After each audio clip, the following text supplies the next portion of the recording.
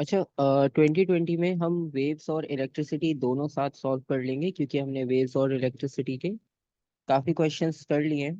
तो हम 2020 के दोनों सारे मतलब तीनों वेरिएंट्स के हम दोनों पार्ट्स के क्वेश्चंस जो है वो एक साथ सॉल्व कर लेते हैं।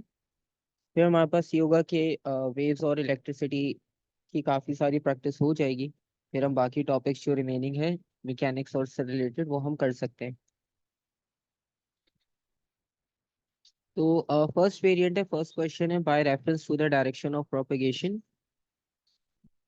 Of energy state what is meant by longitudinal wave. बहुत सिंपल है, लॉन्गिट्यूडनल वेव को डिफाइन करना है और डायरेक्शन ऑफ प्रोपेगेशन को रेफरेंस लास्ट में लिखना है। तो लॉन्गिट्यूडनल में आपको पता है पैरेलल होती है वाइब्रेशन पार्टिकल्स की डायरेक्शन ऑफ प्रोपेगेशन के साथ।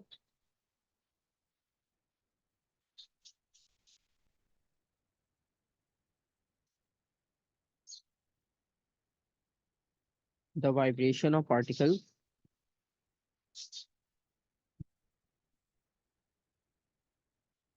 Is parallel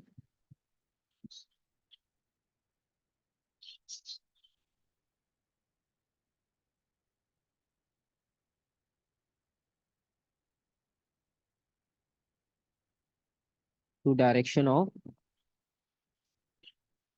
propagation of energy.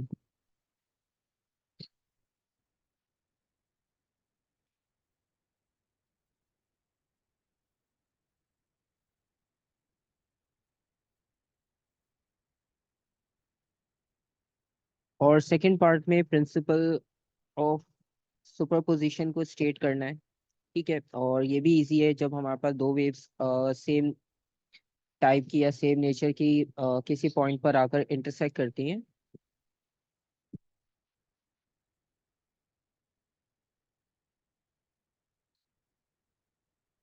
तो when two waves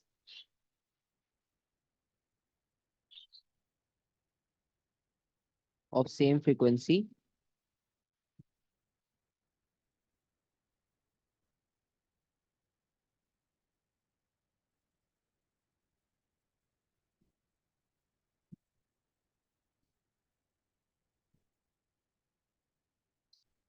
meet at a point,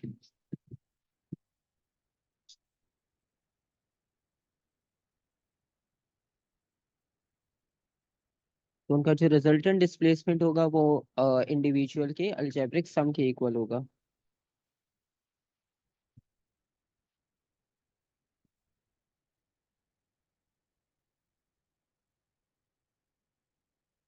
तो रिजल्टेंट डिस्प्लेसमेंट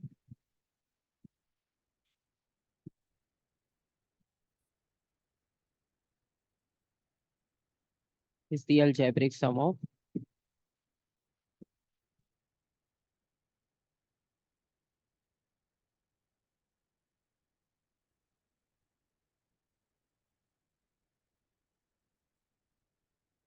इंडिविजुअल डिस्प्लेसमेंट्स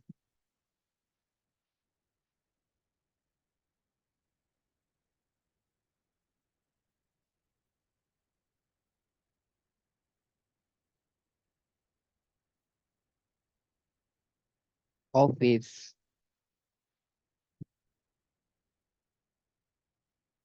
और उसके बाद पार्ट बी है, पार्ट बी में यंग डबल स्लिट एक्सपेरिमेंट है, और यहाँ पर वेवलेंथ गिवन है। सॉरी, दो स्लिट्स का सेपरेशन गिवन है,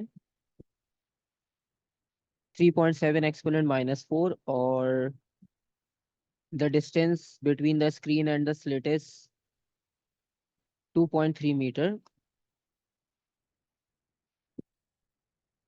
A pattern of bright fringes, dark fringes is seen on the screen. The separation of the adjacent bright fringes on the screen is x की value आ गई, यानी दो bright fringes की जो भी डिस्टेंस है, और वेवलेंथ इस बार हमने फाइंड आउट करना है।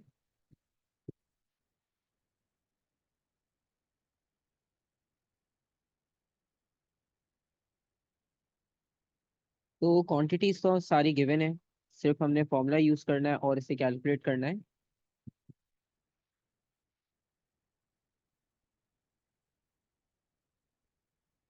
x is equals to lambda D over A,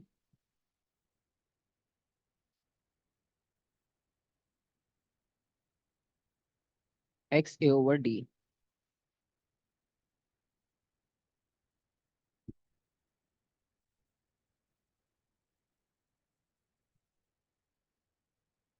x और ए की वैल्यू जो है वो हमारे पास गिवन है।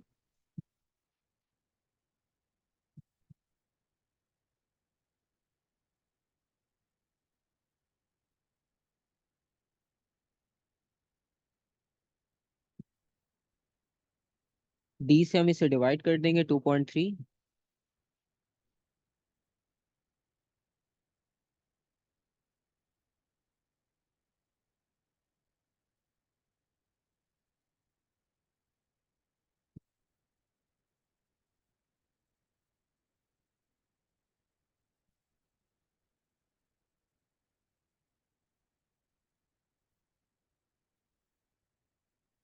तो इसका आंसर आ रहा है 6.917 एक्सपोनेंट -7 मीटर्स।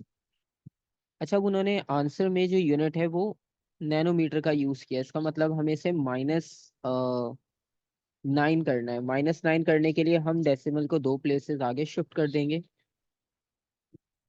1 2, ताकि यहाँ पर -2 आ जाए। और ये -7 -2 एडअप होके -9 बन जाएंगे। हमारा आंसर जो होगा वो,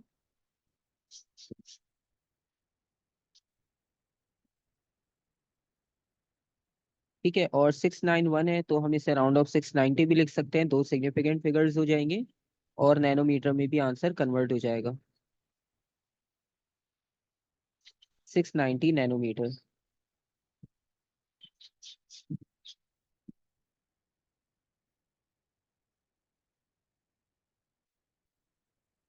और सेकंड पार्ट है, the intensity of the light passing through each slit was initially the same. Intensity जो इनिशियली है वो सेम है, और intensity of the light through one of the slit is now reduced. किसी भी एक स्लिट से जो लाइट है उसे रिड्यूस कर देंगे उसकी इंटेंसिटी को। और इंटेंसिटी को रिड्यूस करने के बाद compare the appearance of the fringes before and after the change of intensity. ठीक है, ये वाला क्वेश्चन भी हमने 23 के किसी वेरिएंट में इसी तरह का क्वेश्चन किया था। और उसमें आपको याद होगा कि इंटेंसिटी जब चेंज होती है तो उससे ब्राइटनेस पे इफेक्ट आता है, और जो विड्थ होती है फ्रिंज की वो सेम रहती है।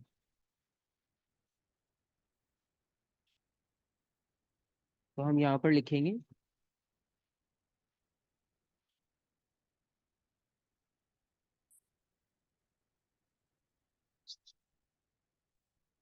द फ्रिंज विड्थ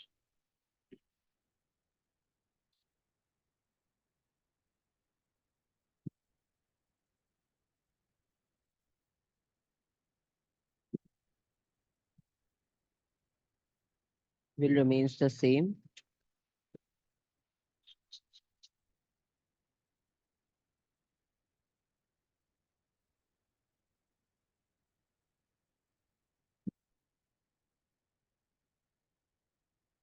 और जो ब्राइटर फ्रिंज होगा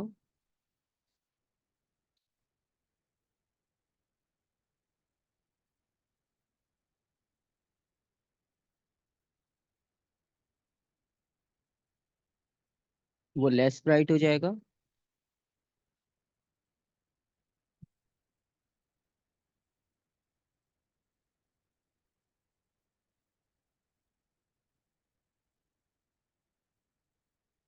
अब क्योंकि हमने एक स्लिट की जो है वो ब्राइट इंटेंसिटी को चेंज किया, जो एक स्लिट से आ रही थी, तो उसमें क्या होगा कि अब उसकी इंटेंसिटी रिड्यूस हो गई।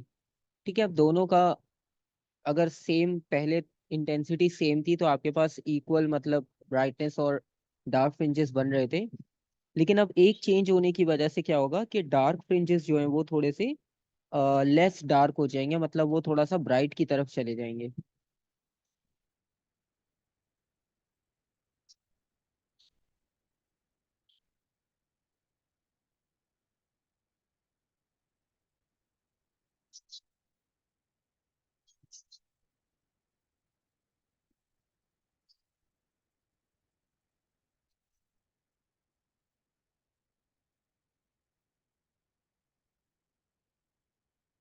क्योंकि अब दोनों की इंटेंसिटी सेम नहीं है। तो सेम इंटेंसिटी का मतलब ये है कि जो कंस्ट्रक्टिव इंटरफेरेंस जब होता, तो वो दोनों ज्यादा ब्राइटनेस देते। लेकिन अब एक की इंटेंसिटी कम हो गई, तो जब वो कंस्ट्रक्टिव इंटरफेरेंस करेंगे तो आपको वो पहले वाला रिजल्ट नहीं मिलेगा। जैसे लेट्स सपोज अगर आप दोनों की इंटेंसिटी को इनिशियली लेते हो,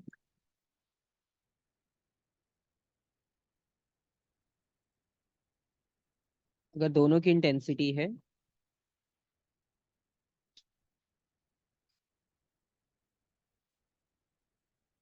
ठीक है, ये दोनों कंबाइन होकर 2a की वैल्यू देगी। लेकिन अगर हम इनकी फाइनल इंटेंसिटी देखें, तो अब इनकी जो फाइनल इंटेंसिटी होगी वो लेस देन 2a होगी, क्योंकि अब जो इंटेंसिटी है वो दोनों की सेम नहीं है। तो एक की तो a रहेगी जो इनिशियल थी, लेकिन सेकंड वाले की अब थोड़ी सी कम हो गई, तो वो लेस देन a होगी। ठीक है। तो इस वजह से जो आपके पास इनकी इंटेंसिटी का लेवल है वो थोड़ा सा चेंज हो जाएगा। तो जो ब्राइटर थे वो लेस ब्राइट हो गए, और जो डार्क थे वो थोड़ा सा उनकी ब्राइटनेस में चेंज आ जाएगा। तो ये तो हो गया वेव्स वाला पार्ट।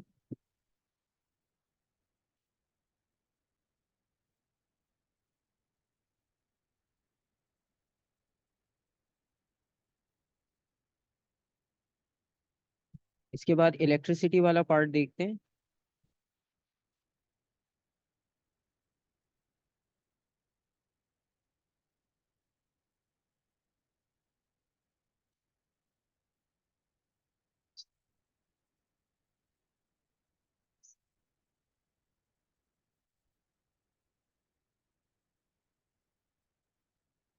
तो क्वेश्चन नंबर 5 है, इलेक्ट्रिसिटी से related metal wire is used to connect a power supply to a lamp. The wire has a total resistance of 3.4 ohms। ये वायर की टोटल रेजिस्टेंस है, और resistivity 2.6 exponent minus 8 ohm metre. Total wire की length है 59, and it shows that wire has a cross sectional area of 4.5 exponent minus 7 metre square. ये हमने show करना है कि इसका क्रॉस सेक्शनल एरिया इस वैल्यू के इक्वल आएगा। तो इजी है, यहाँ पर भी रेजिस्टिविटी गिवन है और टोटल रेजिस्टेंस गिवन है, लेंथ गिवन है, एरिया हमने प्रूफ करना है। तो ये वाला फॉर्मूला भी काफी ज्यादा हमने देखा है क्वेश्चंस में, आपको मिला है R is equals to resistivity times length over cross sectional area. So area is equals to,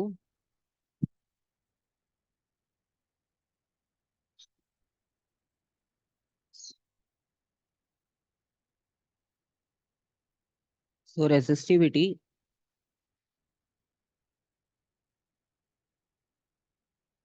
2.6 exponent minus 8 multiply by 59 divided by 3.4। तो डेफिनेटली इन्हें डिवाइड करके हमारा आंसर 4.5 एक्सपोनेंट माइनस 7 के ही इक्वल आना चाहिए। अगर नहीं भी आ रहा होता, वो थोड़ा बहुत राउंड ऑफ करना पड़ता है, तो वो राउंड ऑफ वैल्यू आपके पास 4.5 एक्सपोनेंट माइनस 7 ही आएगी। ठीक है, तो इसमें हमने प्रूफ करना है।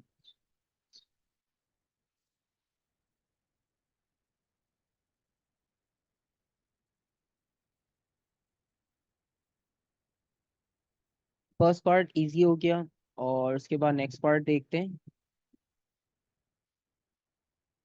नेक्स्ट पार्ट है the potential difference across the total length of the wire is 1.8 volt. तो वायर के अक्रॉस जो पोटेंशियल डिफरेंस है वो 1.8 है, और कैलकुलेट करना है करंट। रेजिस्टेंस ऑलरेडी गिवन थी वायर के ऊपर, 3.4। तो 3.4 रेजिस्टेंस गिवन है, पोटेंशियल डिफरेंस 1.8, और इससे हम फॉर्मूला कैलकुलेट कर सकते हैं।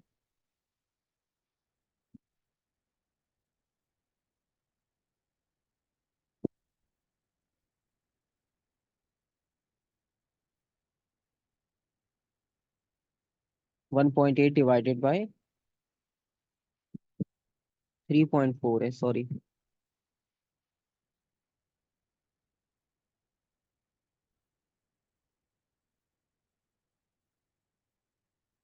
और इन दोनों को डिवाइड कर लेंगे तो हमें फाइनल इसका आंसर मिल जाएगा।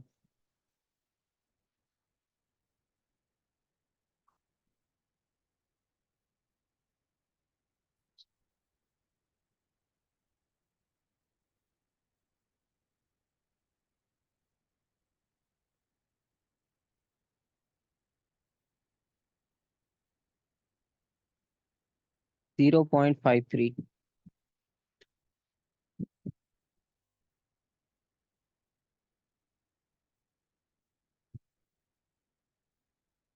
0.53 एम्पियर्स इसका आंसर है। नेक्स्ट पार्ट है the number density of the free electrons in the wire is. Number density small N की वैल्यू गिवन है, जो हम ड्रिफ्ट स्पीड में यूज करते हैं, small N. Calculate the average drift speed of the electrons, free electrons in the wire. तो drift speed calculate करनी है। ड्रिफ्ट स्पीड का फॉर्मूला जो है वो सेम हम यूज करेंगे।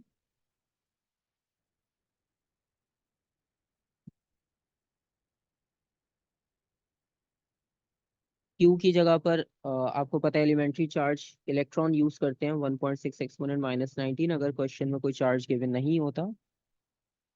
तो नंबर डेंसिटी ऑलरेडी गिवन है, इलेक्ट्रिक करंट अभी हमने कैलकुलेट किया है।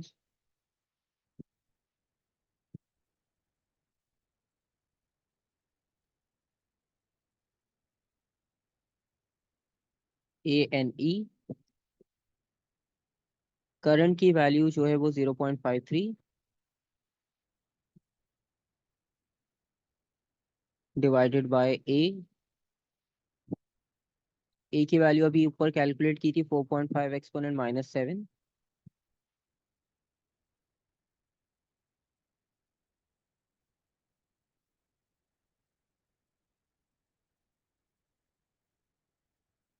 नंबर डेंसिटी गिवन है।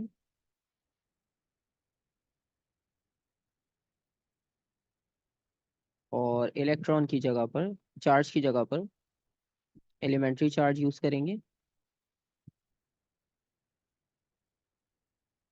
और इसकी कैलकुलेशन कर लेते हैं।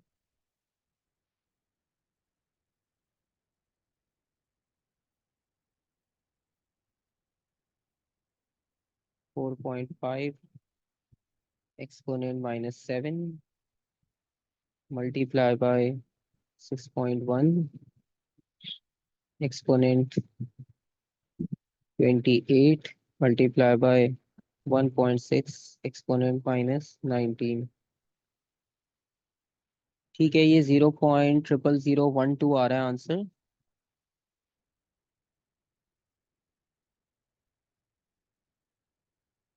इसे हम एक्सपोनेंट्स में शिफ्ट कर लेते हैं, 1.2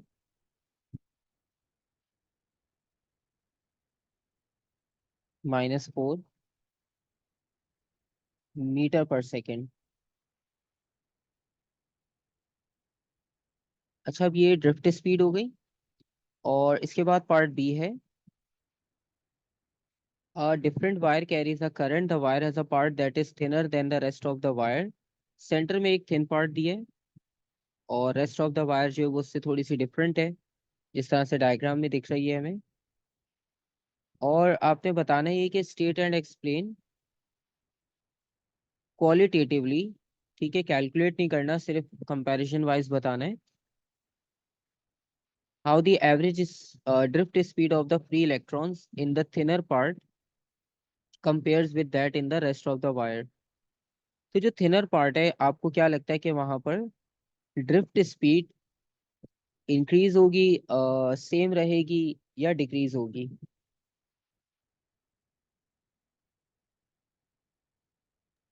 इंक्रीज होगी। इंक्रीज होगी, क्योंकि आप इस फॉर्मूला को ही अगर आप देखो तो इसी फॉर्मूला से आपको इसका आंसर मिल जाएगा। V इज इक्वल्स टू,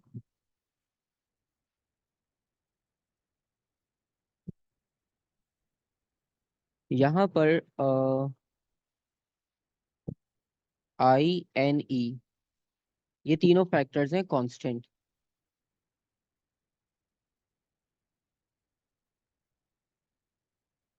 बाकी रह गया सिर्फ क्रॉस सेक्शनल एरिया। तो क्रॉस सेक्शनल एरिया के साथ अगर आप लिंक देखो ड्रिफ्ट स्पीड का, तो वो इन्वर्सली प्रोपोर्शनल है। तो अगर एरिया कम किया है तो ड्रिफ्ट स्पीड ऑटोमेटिक इंक्रीज हो जाएगी, और बाकी वायर में जो है वो, बाकी वायर के कंपैरिजन में इस थिन पार्ट में स्पीड हाई होगी as compare to rest of the part of the wire.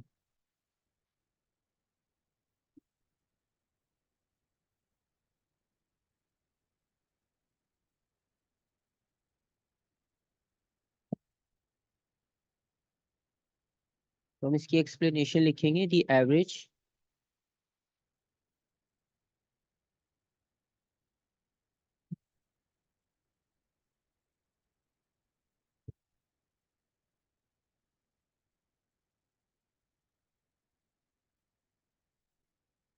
The average drift speed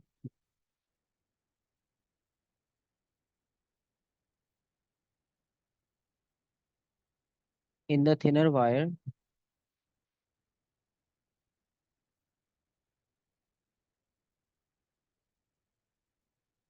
increases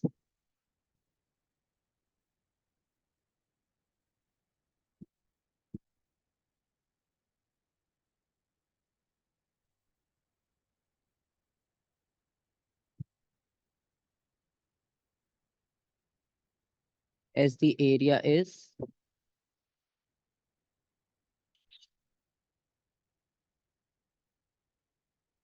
less than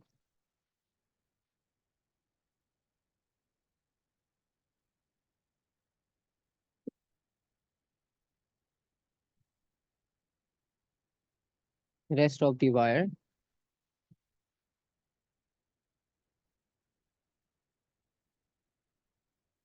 because drift speed is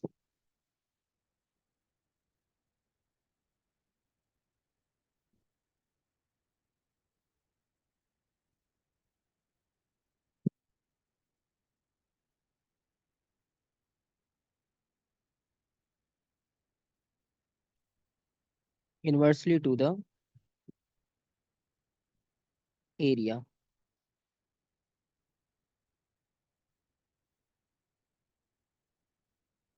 और सेकंड पार्ट है, state and explain whether the power dissipated in the thinner part is the same, less or more than the power dissipated in an equal length of the rest of the wires। और power के बारे में भी आपने बताना है कि power कहाँ पे ग्रेटर होगी, कहाँ पर लेस होगी। ठीक है, पावर डेसिपेशन का फॉर्मूला आप यूज करके P is equals to I square R है, P is equals to V square over R है। तो आप किसी के भी रेफरेंस से देख सकते हो कि पावर जो है वो, क्योंकि यहाँ पर हमारे पास करंट की बात हो रही है ड्रिफ्ट स्पीड में, तो अगर हम current P is equals to I square R का रेफरेंस लें, तो उसके अकॉर्डिंगली हम ये कह सकते हैं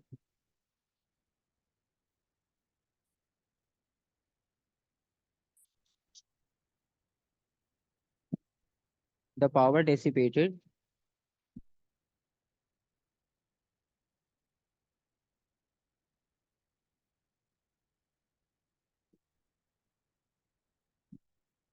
इन the thinner wire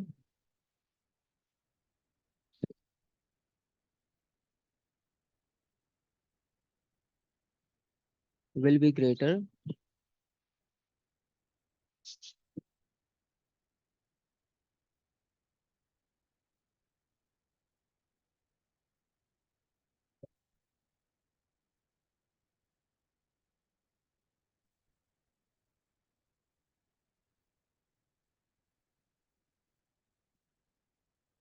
as it has greater resistance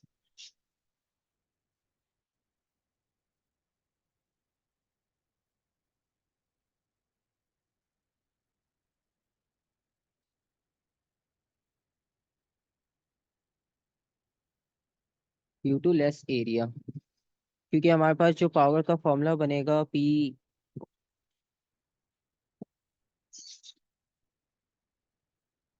तो इसके अकॉर्डिंगली आप देखो कि करंट की वैल्यू तो हमें पता चली जाएगी कि कितनी है, एवरेज स्पीड से हमने ऊपर कैलकुलेट की है। बाकी फैक्टर आप देखो, पावर जो है वो रेजिस्टेंस रेजिस्टेंस की वजह से जो थर्मल एनर्जी प्रोड्यूस होगी, तो जितनी पावर वहां पे डेसिपेट होगी, तो वो डिपेंड करेगी रेजिस्टेंस पे, और रेजिस्टेंस ग्रेटर है क्योंकि एरिया शॉर्ट है वहां पर, तो पावर भी आपको ज्यादा ही मिलेगी थिनर एरिया में। सर, जी।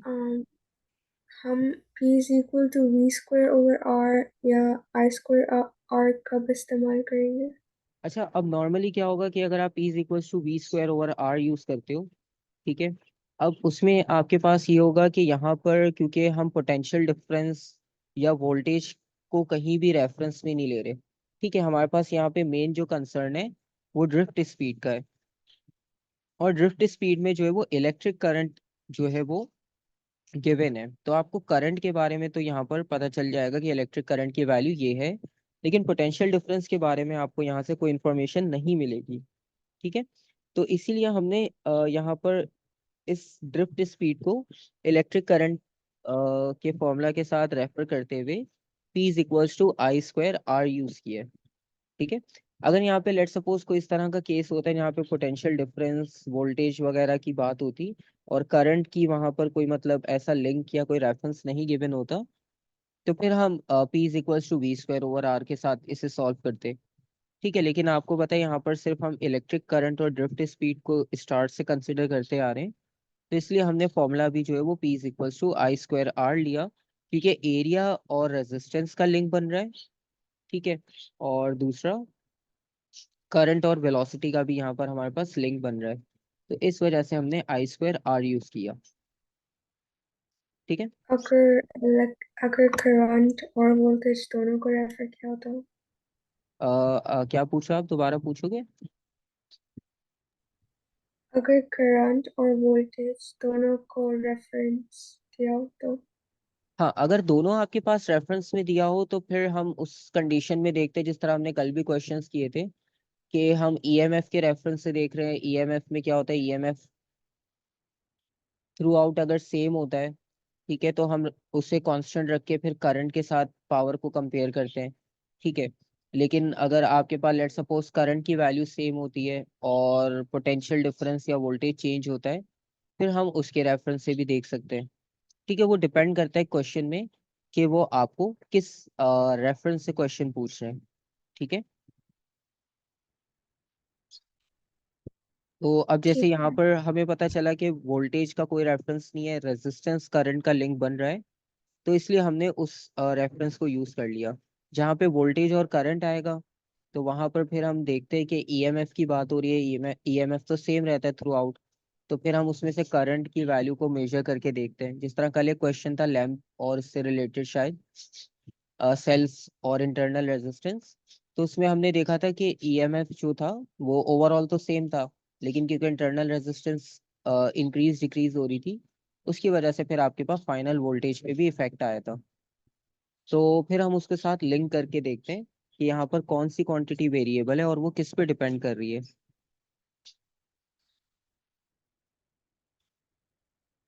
क्योंकि अगर आप यहाँ पे वोल्टेज वाला रेफरेंस भी यूज करोगे, तो फिर आपको उसमें ये नहीं पता चलेगा कि आप वोल्टेज आपके पास यहाँ पर वेरिएबल है, कांस्टेंट है, किस तरह से आपको मिल रहा है। ठीक है, अब यहाँ तो क्योंकि आप पूरी वायर में अगर देखो, तो पूरी वायर जो है वो एक सिंगल स्ट्रेट है, तो एक तरह से अगर आप इसकी ये ग्रेटर एरिया वाले पार्ट को और थिनर एरिया वाले पार्ट को देखो, तो ये पूरे सीरीज में कनेक्टेड है। तो ये पूरा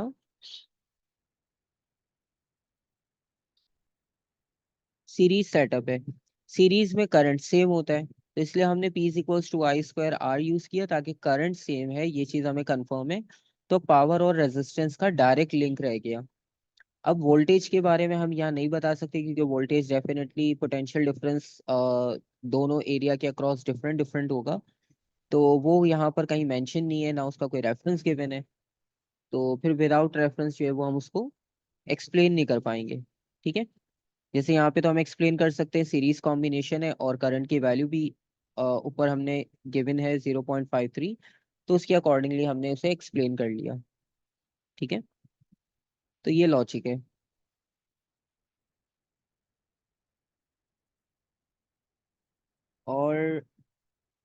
नेक्स्ट पार्ट है थ्री रेजिस्टेंस 180 90 30.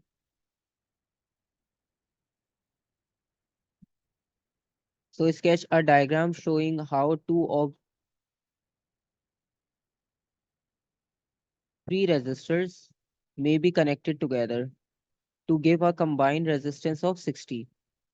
ठीक है, तीन में से कोई भी दो कनेक्ट करके आपने ये बताना है कि जब आप उन्हें कंबाइन करोगे तो फाइनल रिजल्ट आपको 60 ओम्स मिलेगा. ठीक है, तो तीन रेजिस्टर्स की वैल्यूज आपके पास हैं, R1 R2 R3. तो इन्हें सर्किट में हम कैसे कंबाइन करें कि आपको फाइनल जो रेजिस्टेंस है वो 60 मिले.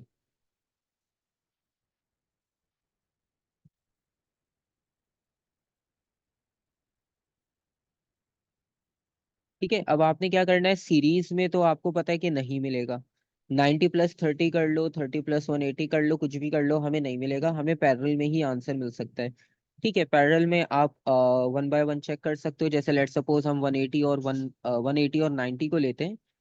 तो पैरेलल कॉम्बिनेशन होता है 1/180 +1/90. ठीक है, तो ऊपर हमें मिल जाएगा 3/, तो 3/180 मिलेगा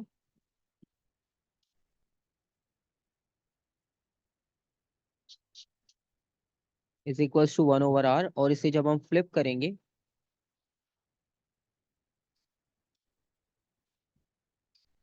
ठीक है, तो आपको आंसर 60 ओम्स मिल गया. ठीक है, तो पहले कॉम्बिनेशन में ही आपको आंसर मिल जाएगा. क्योंकि सीरीज नहीं हो सकता, 60 वैल्यू सब इसमें कंबाइन करके कभी भी नहीं आएगी. तो इसका मतलब है पैरेलल में ही कॉम्बिनेशन होगा, और पैरेलल में कॉम्बिनेशन आप कर लोगे यहाँ पर दो रेजिस्टर्स का.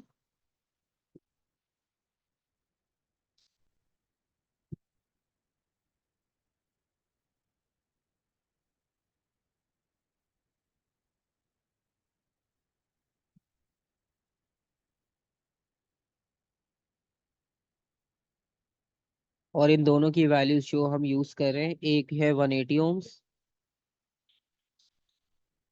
और दूसरी है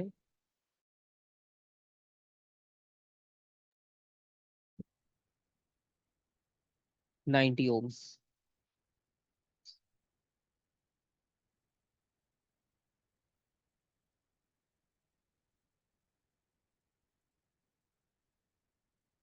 फाइनल पार्ट है इसमें. A potential divider circuit is produced by connecting the three resistors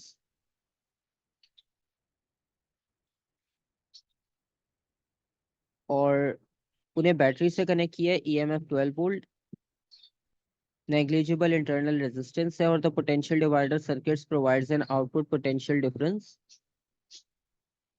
of 8 volt. 8 volt का जो है वो हमें आउटपुट पोटेंशियल डिफरेंस मिल रहा है. ठीक है, on figure 5.2 label the resistances of all three resistors and the potential difference V out. तो बस आपने लेबल करना है बेसिकली.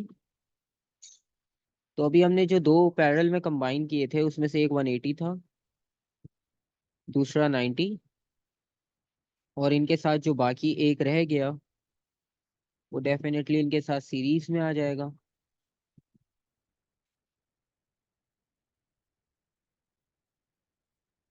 और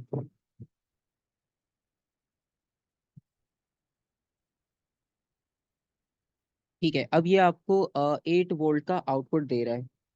ठीक है, 8 वोल्ट के आउटपुट का मतलब ये है कि यहाँ से जो करंट फ्लो करेगा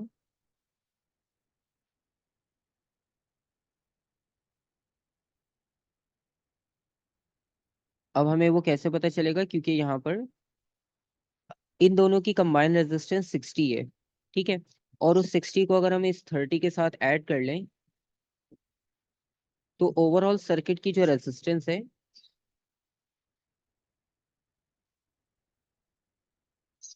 वो आ जाएगी 90. ठीक है, और टोटल ईएमएफ गिवन है यहाँ पर 12. करंट की वैल्यू जो है वो हम फाइंड आउट कर सकते हैं.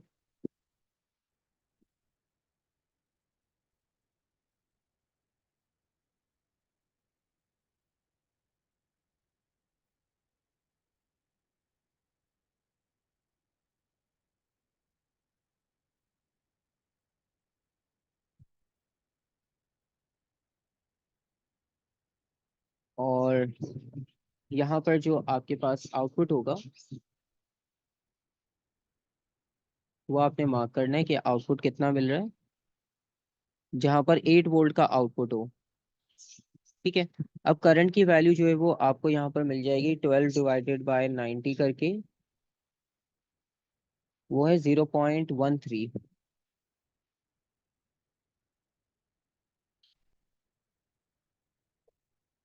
अब 0.13 का करंट इसे भी सेम मिलेगा। ठीक है, यहाँ पर और इन दोनों को भी, क्योंकि ये दोनों तो आपस में पैरेलल कनेक्टेड है लेकिन सर्किट में ये सीरीज में कनेक्टेड है, तो इसे भी करंट 0.13 मिलेगा। तो अब आप दोबारा से एक बार फॉर्मूला यूज करो। ऊपर वाले पार्ट के लिए पहले हम यूज करते हैं P is equals to I R 0.13 multiply by इसकी रेजिस्टेंस है 30। तो आप इसे 30 से मल्टीप्लाई करो तो आपके पास जो फाइनल आंसर आएगा वो आ रहा है 3.9 यानी 4। तो ऊपर वाला पार्ट तो जो है वो 8 वोल्ट नहीं दे रहा। ठीक है, तो डेफिनेटली फिर नीचे वाला जो पार्ट है 4 इसने कंज्यूम कर लिया 12 में से, बाकी बचे 8। तो जो आउटपुट वोल्टेज है वो ये आपको प्रोवाइड करेगा। तो ये हमारा जो है वो वी आउटपुट हो जाएगा। ठीक है, तो हमने चेक भी कर लिया, कंफर्म भी कर लिया कि सेकंड वाले पार्ट में ही आपको जो है वो 8 वोल्ट्स मिलेंगे, क्योंकि 4 ओम्स ऊपर वाले ने कंज्यूम किए हैं। आप चाहो तो इस पे भी फॉर्मूला लगा के चेक कर सकते हो।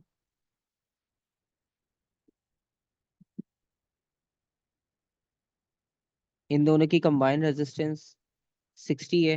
आप वैसे कंपेयर कर लोगे, ऊपर 30 है यहाँ 60, तो डेफिनेटली वोल्टेज भी डबल हो जाएगा, 8 वोल्ट्स आएगा। तो इसलिए आउटपुट वोल्टेज हमने नीचे वाले के साथ कनेक्ट किया है।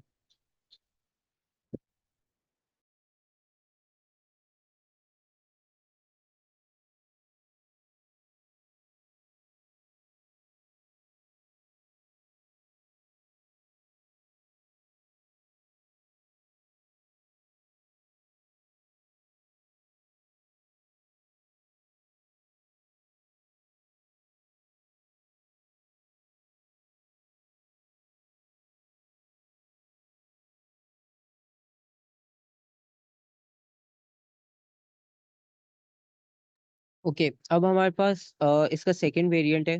अब लास्ट वाले क्वेश्चन में एक दो पार्ट्स लास्ट वाले थोड़े से डिफरेंट थे। आपने देखा है वो अभी 22-23 में कहीं भी ऐसा नहीं पूछा था, लेकिन यहाँ पर जो है वो इस तरह का क्वेश्चन भी पूछा जा सकता है। ये भी एक तरह की वेरिएशन देख लिया आपने।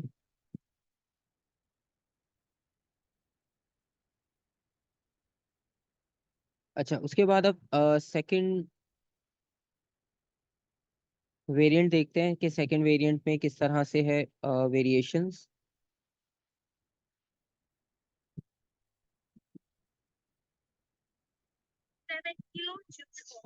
सो सबसे पहले जो आपके पास है वो क्वेश्चन नंबर 4 दोबारा वेव से रिलेटेड है।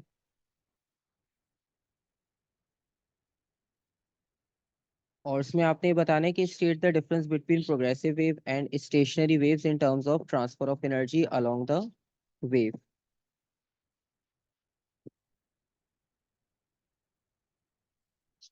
तो स्टेशनरी और प्रोग्रेसिव वेव्स में डिफरेंस बताना है in terms of the transfer of energy along the wave.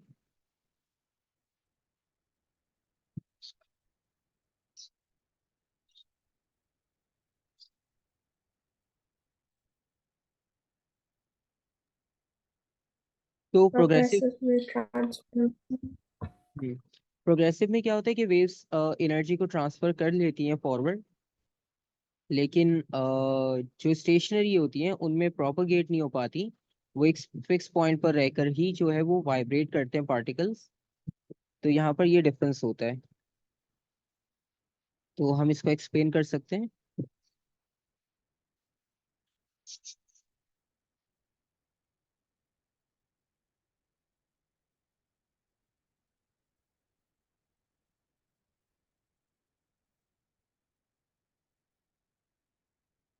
Progressive waves transfer energy.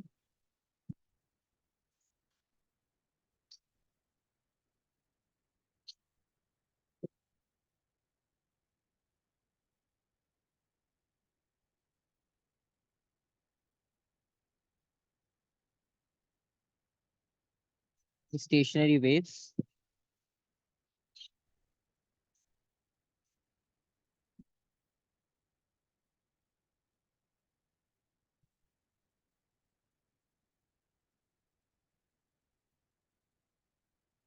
Do not transfer energy.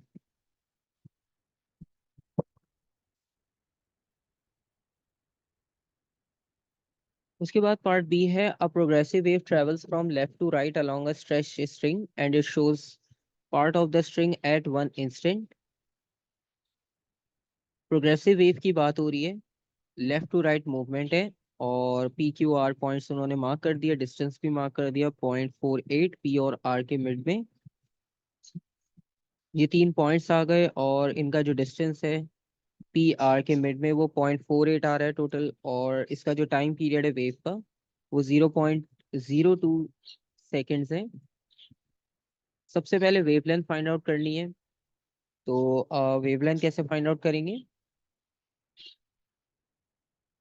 अब यहाँ पर क्योंकि टाइम पीरियड तो गिवन है और टोटल डिस्टेंस गिवन है, ठीक है, इन्होंने जो है वो डायरेक्ट वैल्यूज नहीं दी हैं, आपको खुद से जो है वो वैल्यूज को बनाना है यहाँ पर।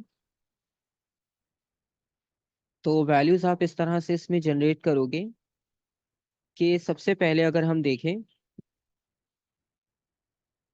यहाँ से वेव स्टार्ट होकर और जब ट्रैवल करके यहाँ तक आएगी। अच्छा, पी और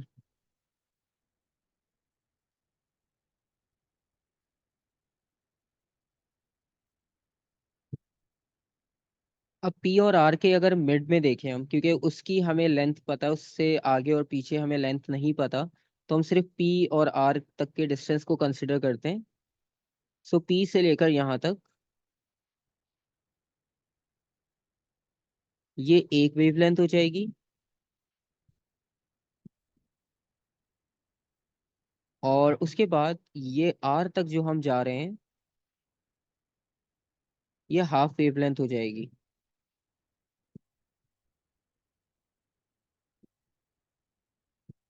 इसका मतलब ये कि एक वेवलेंथ फुल मिल रही है इस डिस्टेंस में, एक वेवलेंथ हाफ मिल रही है, तो 1.5 हमारी वेवलेंथ है इस गिवन लेंथ में रहते हुए।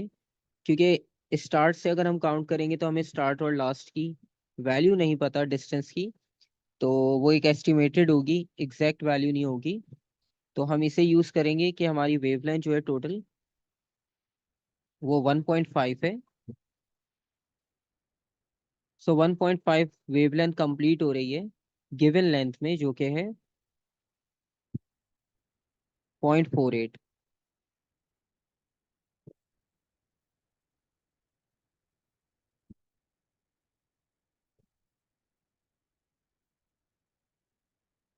0.48 divided by 1.5,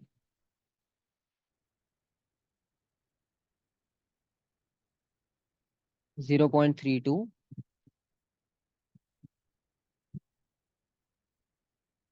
metres.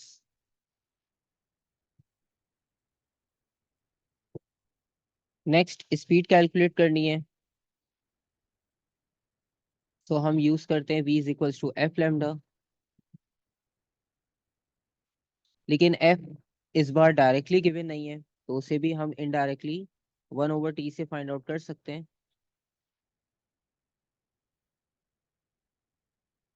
1/t, t की जगह पर 0.02 मल्टीप्लाई बाय लैम्डा, और लैम्डा जो है वो 0.32 है, तो 0.32 डिवाइडेड बाय 0.02 16।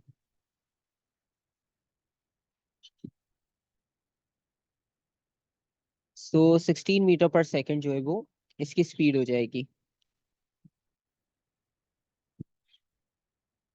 यहाँ तक तो सिंपल था, और अब देखते हैं पार्ट 3।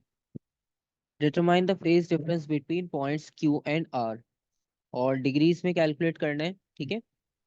तो अब हम इसमें फेज डिफरेंस फाइंड आउट करेंगे, और उन्होंने कहा है कि क्यू और आर के बीच में फाइंड आउट करना है।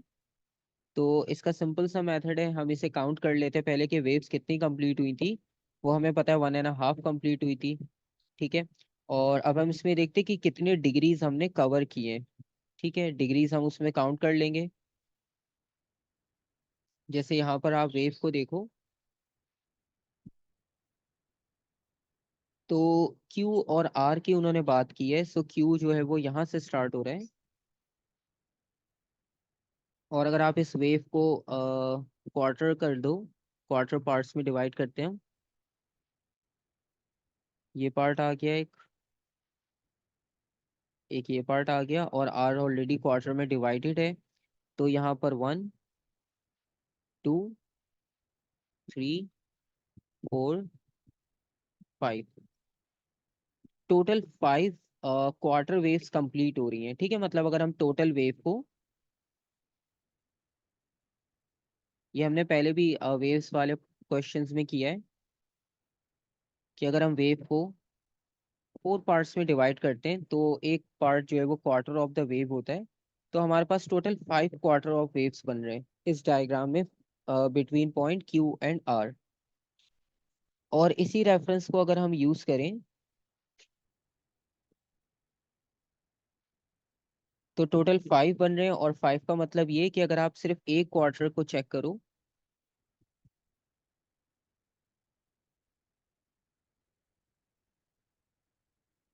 तो ये 90 के इक्वल होता है। फिर यहाँ पर आप आओगे 180, फिर 270, और फिर 360, और फिर दोबारा से 90, 180। तो इस तरह से स्टार्ट हो जाएगा। तो हर क्वार्टर में आपको 90 डिग्री शिफ्ट मिल रहा है। तो हमारे पास टोटल 5 क्वार्टर्स हैं। तो हम 5 को मल्टीप्लाई कर सकते हैं 90 से।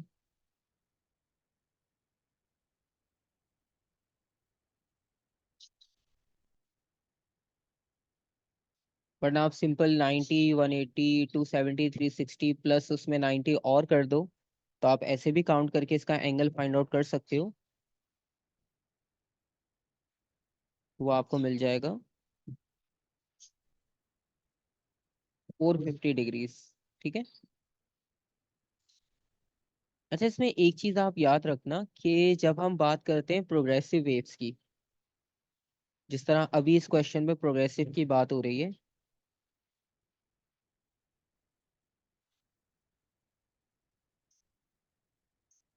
प्रोग्रेसिव ट्रैवल कर सकती है, और ट्रैवल करने की वजह से जो इसका फेज डिफरेंस होता है वो 0 से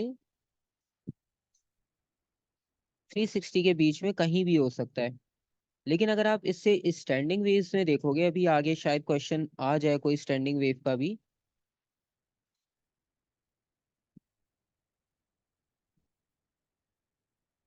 तो स्टैंडिंग वेव में जो हमारे पास फेज डिफरेंस होता है वो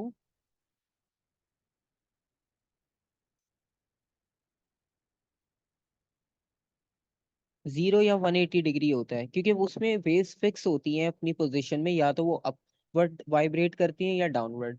उसके अलावा उनके पास कोई तीसरा ऑप्शन नहीं होता, ठीक है। क्योंकि उसमें नॉर्ड्स एंटी नॉर्ड्स बनते हैं, तो आधी वेव आपको वो जो है वो नॉर्ड्स में मिलती है, आधा पार्ट जो है वो एंटी नॉर्ड में मिलता है। तो इस वजह से स्टैंडिंग में आपको हमेशा एंगल, आप आंसर्स भी देखे होंगे, आपने क्वेश्चंस खुद भी किए होंगे काफी, आपने भी ऑब्जर्व किया होगा कि स्टैंडिंग वेव्स में आंसर जो है वो 0, 180 में डायरेक्ट उसे लिखकर और सॉल्व कर लेते हैं।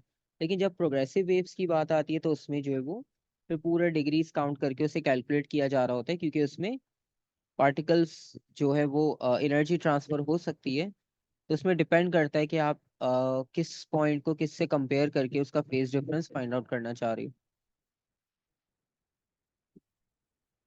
अभी स्टैंडिंग वेव्स भी अगर आती है तो उसमें हमें ये भी आइडिया हो जाएगा।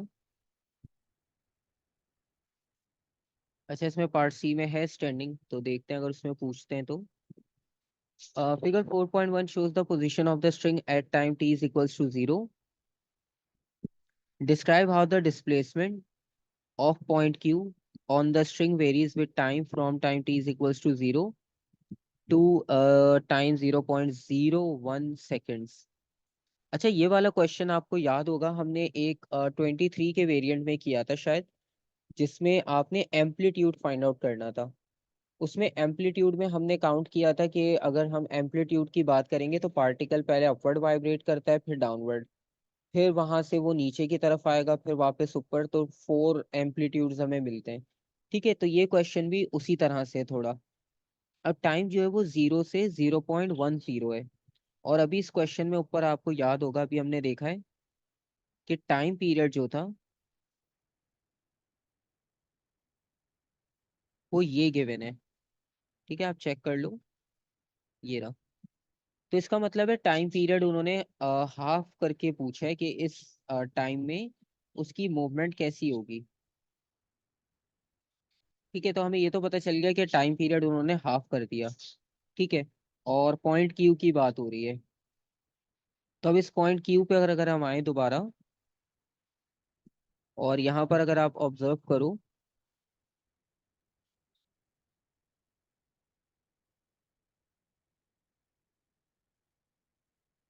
टाइम पीरियड ये था, और जो हमें दिया गया है वो ये है।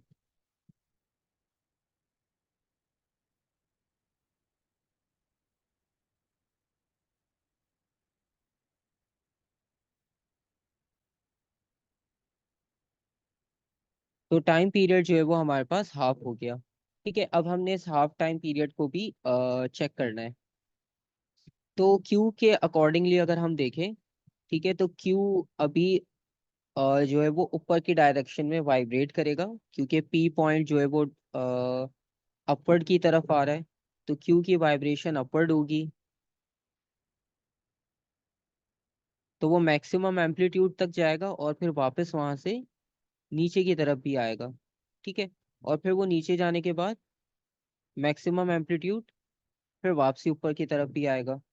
ठीक है, तो इस तरह का एक क्वेश्चन हमने किया था, उसमें आपको याद होगा कि वहां पर हमने इस तरह की वाइब्रेशंस बनाई थी।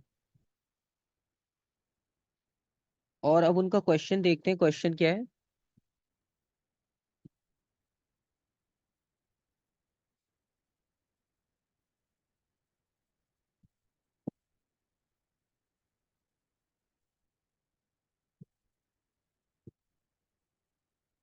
क्वेश्चन उन्होंने पूछा, describe how the displacement of point Q on the string varies with time from 0 to 0.10 second.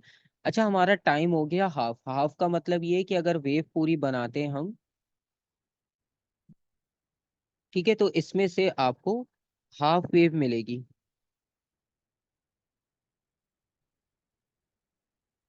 यहाँ तक। ठीक है, वो हाफ वेव खत्म हो गई, क्योंकि टाइम पीरियड का मतलब होता है time to complete one wave one vibration. तो अब टाइम हाफ कर दिया तो वेव भी आपको हाफ मिलेगी। तो इसका मतलब ये हुआ कि अगर पार्टिकल ने यहाँ से स्टार्ट किया होगा, तो वो अपवर्ड जाकर वापस आकर आपको यहीं पर मिलेगा। ऐसा ही है, क्योंकि टाइम पीरियड हाफ है, वेव हाफ है। ठीक है, अब ये आपका स्टार्टिंग पॉइंट था, यहाँ से आप स्टार्ट हुए, अपवर्ड वाइब्रेट किया, वापस आए, और ये आपका कंप्लीट हो गया। ठीक है, इसी तरह से फिर डाउनवर्ड आके अपवर्ड आएंगे तो आपके पास दूसरा पार्ट भी कंप्लीट हो जाएगा। तो ये जो हाफ टाइम पीरियड की बात हो रही है, ठीक है, इसमें आपको ये पता चल रहा है कि जो ये पॉइंट है ये अपनी पोजीशन पर वापस आ जाएगा इतने टाइम में।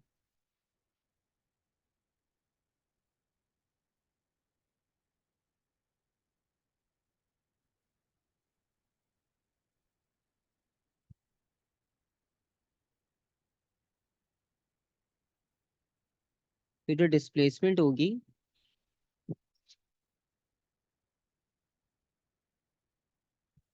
Displacement of point Q,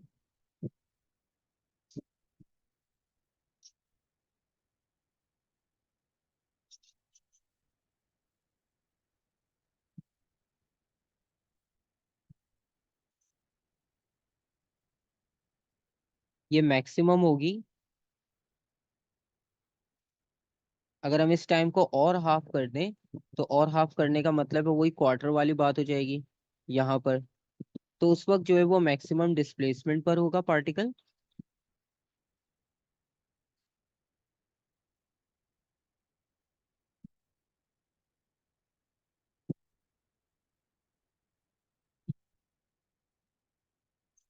and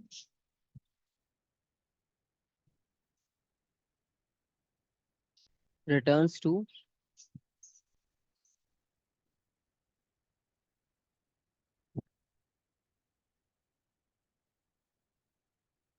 original position eight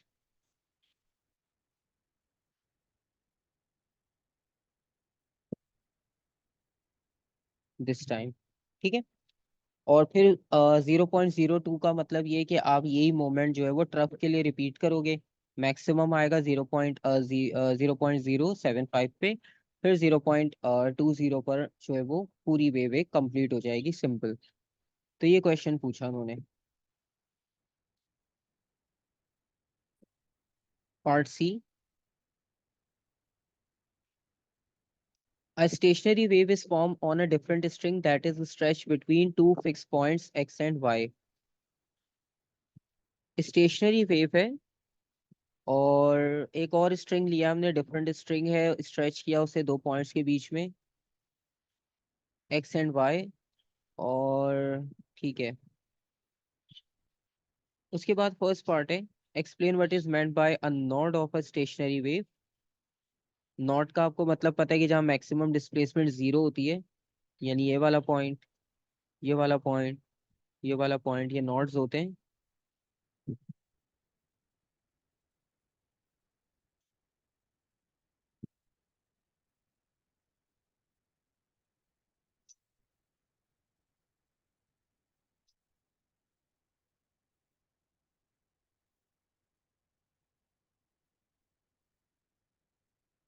part two, state the number of the anti nodes. So anti nodes हमारे पास कितने बनेंगे यहाँ पर? दो एंटी नोड्स बन जाएंगे, बल्कि बने हुए ही हमें दिख रहे हैं यहाँ पर। एक ये रहा और एक ये रहा।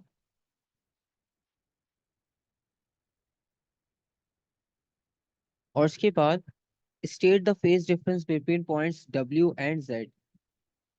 ठीक है। अच्छा, अब यहाँ पर भी इन्होंने फेज डिफरेंस पूछ ही लिया। स्टैंडिंग का भी इसी क्वेश्चन में मिल गया हमें।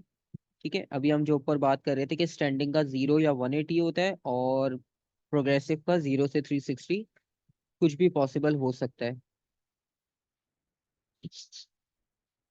डब्ल्यू और जेड को देखना है सिर्फ, सो डब्ल्यू और जेड को देखते हैं। अब डब्ल्यू और जेड की अगर हम बात करें तो डब्ल्यू अभी मैक्सिमम पॉइंट पर है। ठीक है। डब्ल्यू से अगर आप थोड़ा सा आगे जाओ तो वेव यहाँ नीचे की तरफ आ रही है।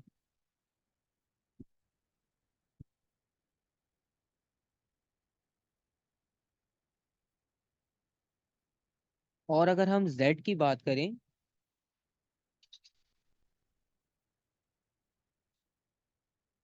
तो वो नीचे आने के बाद अब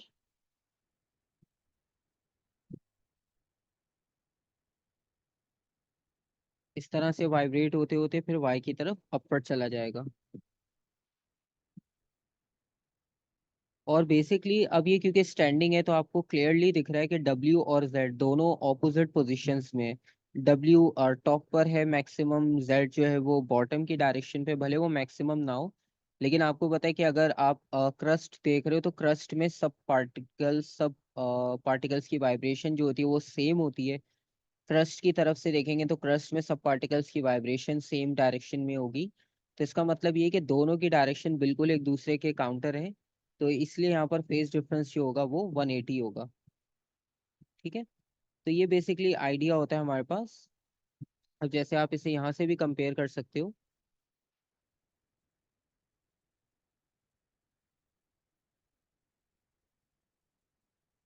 ठीक है। तो कम्प्लीटली ऑपोजिट है, और ऑपोजिट होने का मतलब ये है कि इनका एंगल फेज डिफरेंस जो है वो 180 डिग्री है।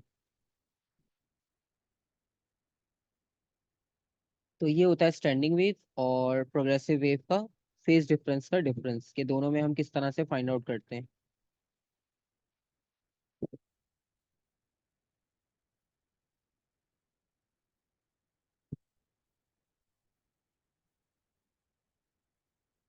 Part 4, a new stationary wave is formed on the string.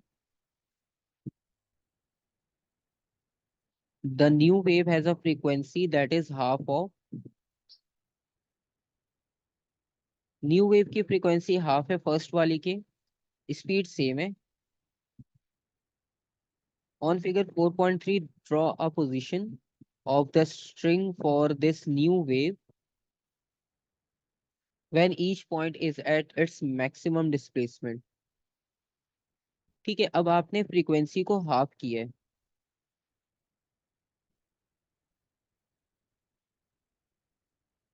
First वाली फ्रीक्वेंसी के हाफ कर दिया तो वेवलेंथ क्या हो जाएगी, डबल हो जाएगी. ठीक है, दोनों इनवर्सली प्रोपोर्शनल होते हैं. और अगर आप पहले देखो तो आपके पास दो एंटी नोड्स बन रहे थे. इस बार सिर्फ एक ही एंटी नोड बनेगा क्योंकि वेवलेंथ आपके पास यहाँ पर डबल हो गई.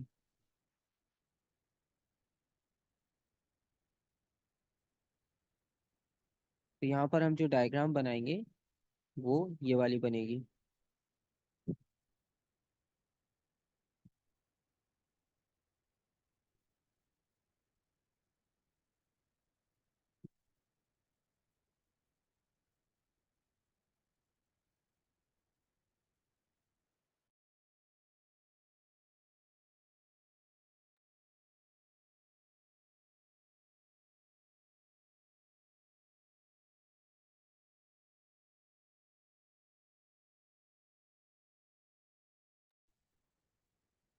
उसके बाद क्वेश्चन नंबर 5 है.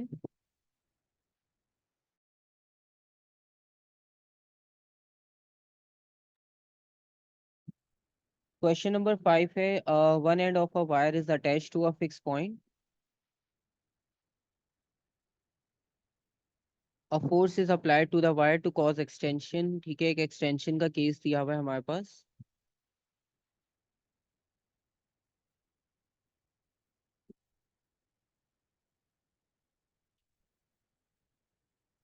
और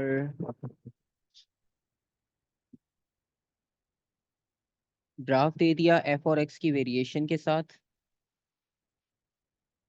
वायर का क्रॉस सेक्शनल एरिया गिवन है. यंग मॉड्यूलस भी दिया है इन्होंने.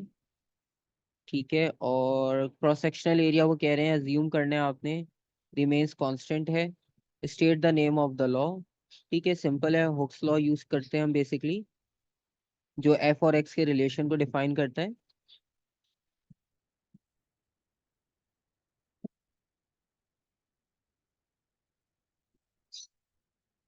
पार्ट बी है उसके बाद कि वायर की एक्सटेंशन गिवन है, स्ट्रेस फाइंड आउट करना है आपने. ठीक है. और अच्छा, ये वैसे इलेक्ट्रिसिटी का ही क्वेश्चन है. इन्होंने वायर के बारे में सारी इंफॉर्मेशन दी हुई है क्योंकि वायर में कुछ क्वांटिटीज इन्होंने ऐड करके एक न्यू टाइप का क्वेश्चन दिया हुआ है बेसिकली. अब तो खैर स्पेसिफिक देते हैं क्योंकि 2020 का है तो इसलिए थोड़ा सा इसमें आपको डिफरेंट मिल रहा है. तो स्ट्रेस आपके पास होता है फोर्स अपॉन एरिया.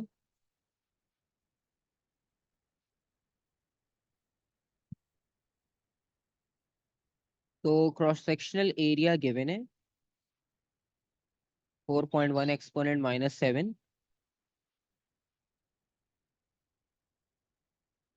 फोर्स की वैल्यू अब हमने देखनी है. अच्छा, एक्सटेंशन है 0.48. तो 0.48 अगर एक्सटेंशन हम देखें तो 4 4 2 4 4 4 6 4 8 यहाँ पर आ रही है.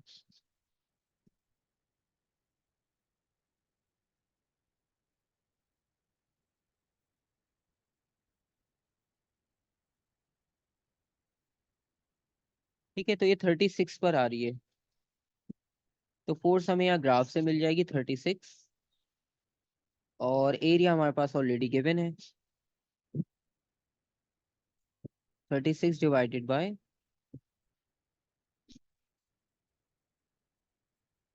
4.1 एक्सपोनेंट -7. और इन दोनों को हम डिवाइड कर लेंगे. डिवाइड करने के बाद जो है वो स्ट्रेस का आंसर आ जाएगा. 36 डिवाइडेड बाय 4.1 एक्सपोनेंट -7, तो 87804878 काफी लेंदी आंसर है। एक्सपोनेंट में 367, 7 एक्सपोनेंट्स हो जाएंगे।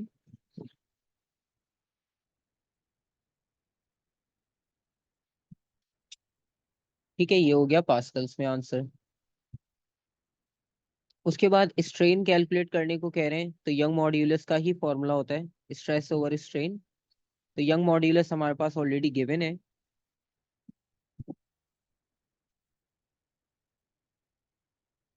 तो स्ट्रेन इक्वल हो जाएगा, वैसे यंग मॉड्यूलस होता है स्ट्रेस ओवर स्ट्रेन, लेकिन क्योंकि हमारे पास स्ट्रेन अननोन है तो हमने दोनों को क्रॉस कर दिया। यहाँ पे हम यंग मॉड्यूलस शॉर्ट करके लिख रहा हूँ। ठीक है, तो क्योंकि इसमें सिंपल फॉर्मूला ही है बस, और कुछ भी नहीं करना। तो यंग मॉड्यूलस ऑलरेडी गिवन है आपके पास 1.7 एक्सपोनेंट 11। स्ट्रेस अभी अभी कैलकुलेट किया है,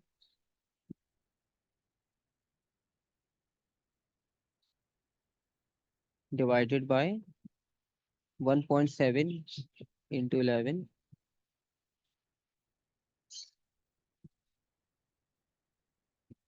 तो इससे हम डिवाइड करते हैं 1.7, तो ये 0.00051 आ रहा है। तो हम इसे 1 2 3 4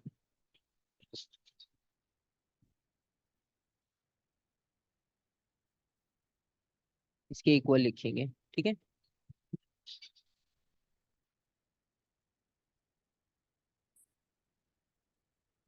नेक्स्ट पार्ट देखते हैं।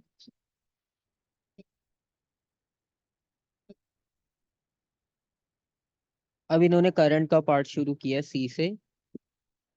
The resistivity of the metal of the wire is, resistivity given है। ठीक है, अब आप देखो दोबारा ये रेजिस्टिविटी वाला पार्ट आया है। चेंज इन रेजिस्टेंस फाइंड करनी है आपने वायर की, when the extension of the wire changes from this to this value. तो रेजिस्टिविटी गिवन है ऑलरेडी हमारे पास,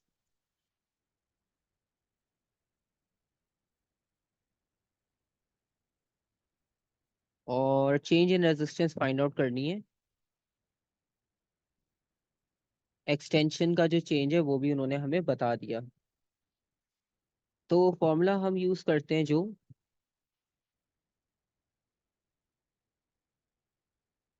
लेंथ अपॉन एरिया। तो अब हमने फाइंड आउट करना है चेंज इन रेजिस्टेंस। तो यहाँ पर ये हो जाएगा रेजिस्टिविटी। अच्छा, अभी जो लेंथ अपॉन एरिया है, लेंथ की जगह पर चेंज इन एक्सटेंशन आ जाएगा, क्योंकि वो भी लेंथ को ही रिप्रेजेंट कर रही है, divided by area.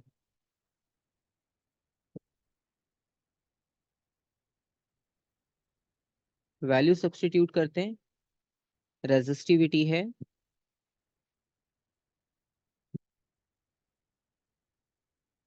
3.7 exponent -7 multiply by, अब ये जो चेंज है, तो हमने इसमें से चेंज जो 0.60 और 0.48 है, इनका डिफरेंस निकालना है।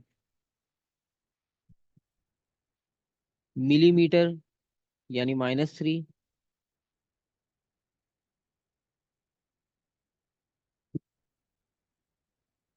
-3 डिवाइडेड बाय एरिया। ठीक है, एरिया तो हमारे पास ऑलरेडी ऊपर हमने कैलकुलेट किया ही था कहीं, तो हम वो वाला क्रॉस सेक्शनल एरिया यूज कर लेंगे सिंपल।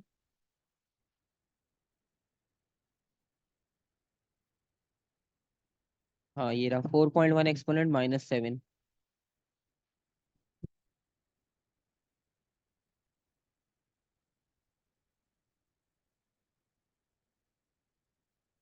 इसकी अब करते हैं calculation. 3.7 into -7 multiply by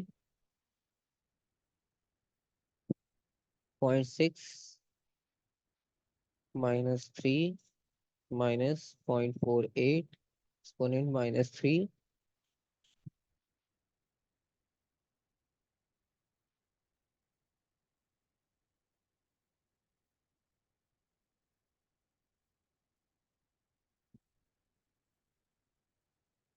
divided by 4.1।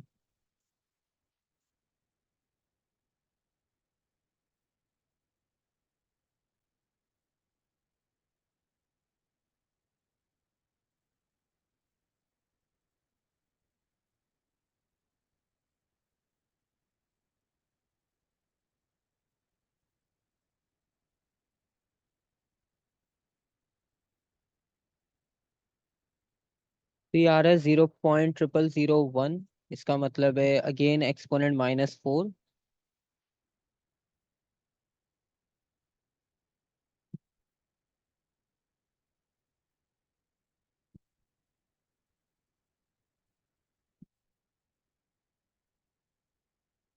Ohms.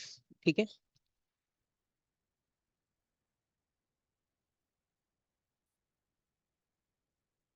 और उसके बाद है final part. A force of greater than 45 newton is now applied to the wire. अब फोर्स जो है वो ग्रेटर है 45 से। और describe how it may be check that the elastic limit of the wire has not been exceeded. अब elastic limit के बारे में बताना है कि वो हम कैसे चेक कर सकते हैं कि वो एक्सीड हो चुकी है या नहीं।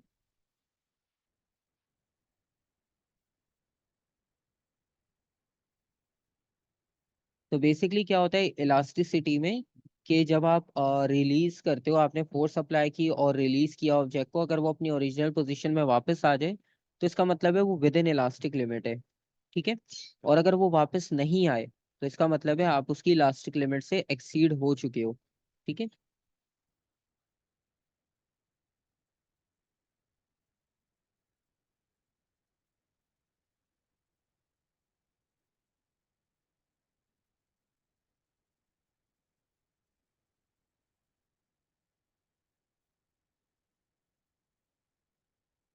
तो if wire returns to its original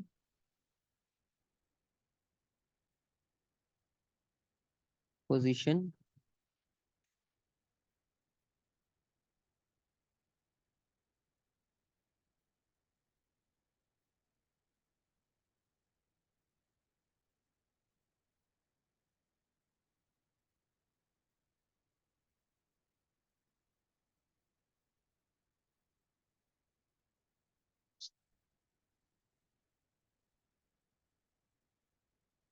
तो वो इलास्टिक लिमिट में।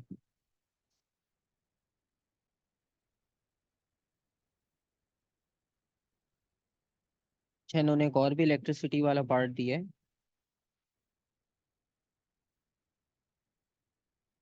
बैटरी है EMF of 7.8 volt and internal resistance R is connected to a filament lamp. ठीक है। चार्ज है 750 कूलम्स का और वो बैटरी के थ्रू मूव कर रहा है। टाइम इंटरवल है 1500 seconds. During this time the filament lamp dissipates 5.7 kilo joules of energy. और ईएमएफ जो है वो कांस्टेंट है। Explain in terms of energy and without a calculation why the potential difference across the lamp must be less than the EMF of the battery। तो without calculation आपने ये बताना है कि पोटेंशियल डिफरेंस जो होगा वो ईएमएफ से कम क्यों होगा। तो ये तो बहुत इजी सिंपल सी बात है, क्योंकि इस बार तो इंटरनल रेजिस्टेंस भी है, तो इंटरनल रेजिस्टेंस की वजह से कुछ पोटेंशियल डिफरेंस इंटरनल रेजिस्टेंस के अक्रॉस होगा। ठीक है।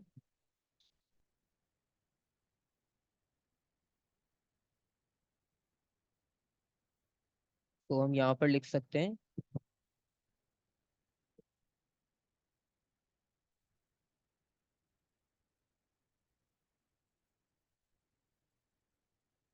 कि कुछ अमाउंट ऑफ एनर्जी जो होगी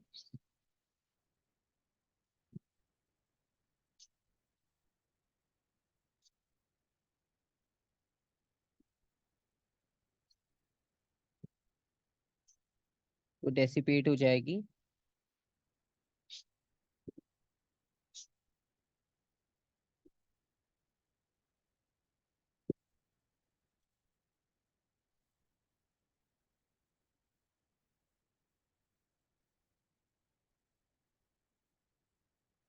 इंटरनल रेजिस्टेंस में।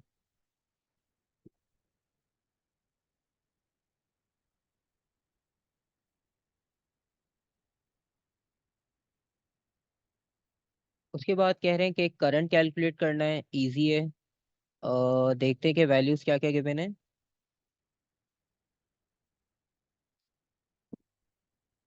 चार्ज की वैल्यू गिवन है और टाइम गिवन है, तो इलेक्ट्रिक करंट तो फाइंड आउट हो जाएगा यहाँ से तो।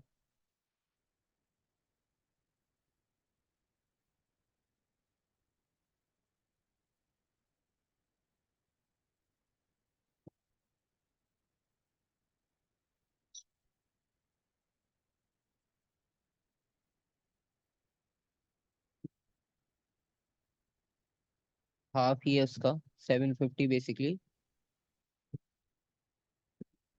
सर हम ऊपर वाले क्वेश्चन में हम्म। ये लिख सकते हैं कि वायर की रेजिस्टेंस। हाँ आप लिख सकते हो, लेकिन आप उसमें इंटरनल भी लाजमी मेंशन कर देना। आप वायर भले लिखो और इंटरनल भी इसमें मेंशन कर देना, क्योंकि अगेन वही कॉन्सेप्ट है कि क्वेश्चन में वो चीज़ आपको दिखाई है तो आप उसे हाईलाइट कर दो। ठीक है, क्योंकि बेसिकली, ठीक है। हाँ क्योंकि इंटरनल रेजिस्टेंस भी कुछ अलग से नहीं होता। आप देखो सर्किट में कुछ अलग से नहीं है, बस एक बॉक्स बना दिया, क्योंकि बैटरी की भी वायर होती है, उसके टर्मिनल्स होते हैं, तो डेफिनेटली वो भी कुछ एनर्जी वेस्ट करते हैं। तो इन शॉर्ट सिंपल बात में वही वायर की बात हो रही है, लेकिन बस वो एक स्पेसिफिक टर्म है, तो अगर आप वो भी लिख दोगे तो और अच्छा हो जाएगा। ठीक है, वैसे एक मार्क है तो उस पर भी मिल जाएगा आपको, कोई इतना प्रॉब्लम नहीं है। लेकिन अगेन की टर्म्स को जो है वो आप जितना ज़्यादा फॉलो करोगे उतना इजी आपको मार्क्स मिल जाते हैं। और उसके बाद फिर पोटेंशियल डिफरेंस का पूछ रहे हैं, तो पोटेंशियल डिफरेंस भी देखते हैं कि हमारे पास वैल्यूज क्या गिवन है। अक्रॉस द लैम्प, ठीक है लैम्प एक ही है, तो एनर्जी हमें पता है कि कितनी लैम्प के अक्रॉस जो है वो पास हो रही है। तो हमारे पास पोटेंशियल डिफरेंस की डेफिनेशन यूज करेंगे, एनर्जी पर यूनिट चार्ज वाली।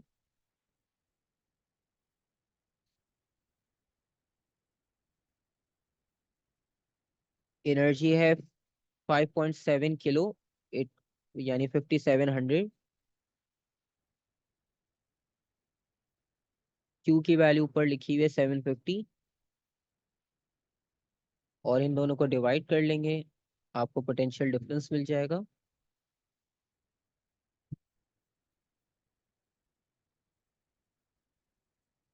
7.6।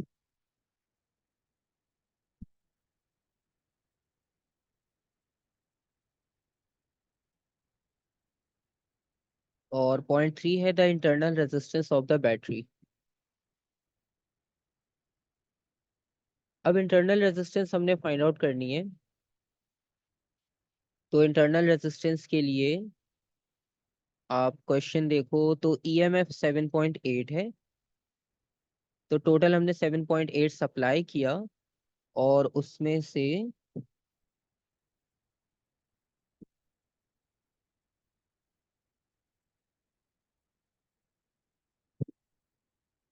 7.6 लैंप ने कंज्यूम कर लिया।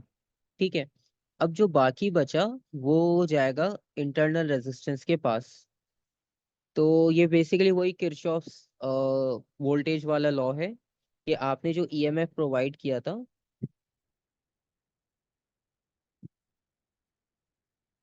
उसमें से लैंप और इंटरनल रेजिस्टेंस इन दोनों ने शेयर किया।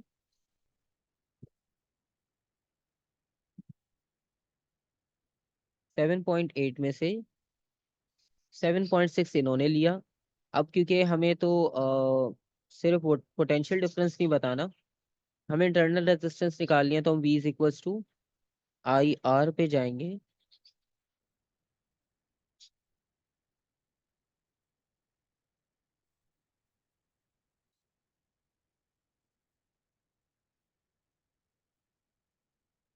करंट वैसे हम कैलकुलेट कर चुके हैं, वही करंट की वैल्यू यूज करनी है हमने।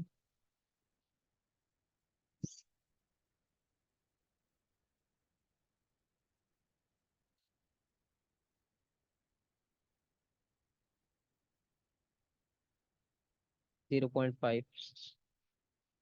तो अब आप इसे डिवाइड कर लो, 0.4।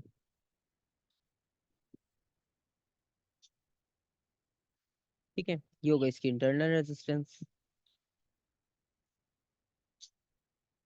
अच्छा, ये वाला पार्ट रिपीटेड है, ये फर्स्ट वेरिएंट में भी था, ये इन्होंने रिपीट किया है, बस वैल्यूज चेंज कर दी। वहाँ पे 180/90 था, यहाँ पे 90/45 है। ठीक है, बस इसमें आउटपुट भी अलग है, लेकिन वही बात है, इसमें भी पैरेलल लगेगा, सीरीज में 30 नहीं बन सकता। तो बेसिकली ये इन्होंने रिपीट किया है। तो ये वाला पार्ट हम स्किप कर रहे हैं, क्योंकि अभी हम ये वाला पार्ट करके ही आए हैं, तो इसमें आपको कोई कंफ्यूजन नहीं है। अब इसका रह गया थर्ड वेरिएंट, थर्ड वेरिएंट भी देख लेते हैं।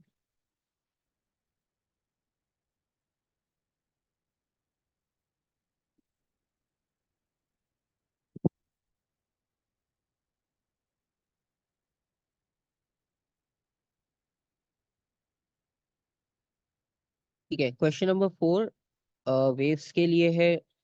दो प्रोग्रेसिव वेव्स हैं, y and z, meets at a fix point p। The variation with time of the displacement x of each wave, ठीक है, वो डायग्राम में उन्होंने दे दिया। और उसके बाद आपने state one quantity of wave y and z that is the same। एक क्वांटिटी ऐसी बतानी है जो दोनों में सेम है, और एक क्वांटिटी ऐसे बतानी है जो दोनों में डिफरेंट है। तो दोनों में आप पहले देखो, आपको क्या सेम लग रहा है।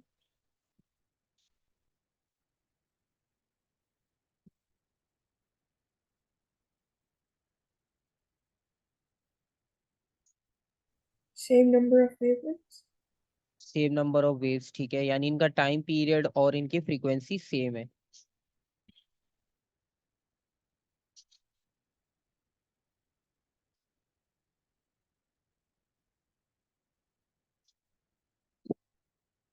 और डिफरेंट तो इजी है, wavelength, O sorry, amplitude.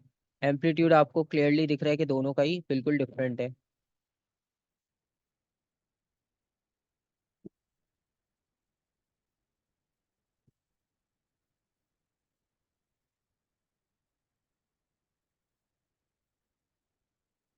Part B, state and explain whether waves y and z are coherent.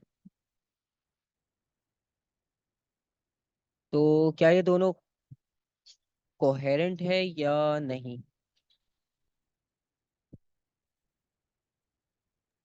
हैं? बिल्कुल, ये दोनों कोहेरेंट है, क्योंकि इनका फेज डिफरेंस कांस्टेंट चल रहा है। ठीक है, कोई इरेगुलर वेव्स नहीं है, रेगुलर वेव्स है, कॉन्स्टेंटली उनका डिफरेंस चलता जा रहा है।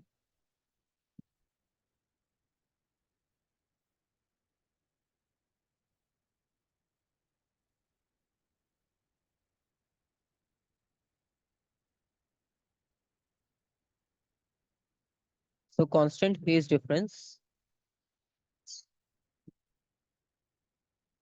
between them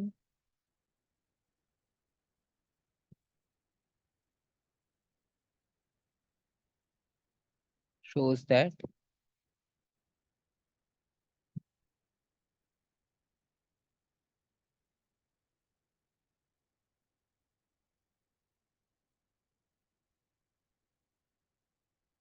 waves are coherent। Phase difference बताना है अब। ठीक है, अगेन डिग्री में फाइंड आउट करना है। अच्छा, अब हम वो वाला फॉर्मूला अप्लाई कर सकते हैं जो नोट्स में हमने लिखा था, टाइम वाला, कि जिन जो टाइम का डिफरेंस होगा इनका, उसको हम टोटल टाइम से डिवाइड कर देंगे।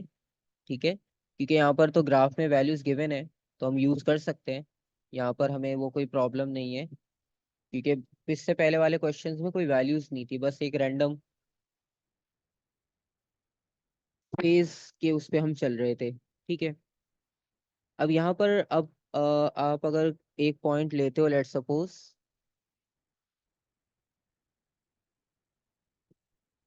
आप कोई भी पॉइंट से कंपेयर कर सकते हो। लेट सपोज हम ये वाला पॉइंट ले लेते हैं। ये हो गया फर्स्ट वेव का जिसका एम्पलीट्यूड ज्यादा है। ये हो गया सेकंड वेव का, ठीक है, जिसका एम्पलीट्यूड कम है। ये हमें मिल रहा है 1.1234 पे। सो फर्स्ट वेव का ये पॉइंट है 1.5 पे, और सेकंड वेव का जो पॉइंट है ये वो 2.5 पर है।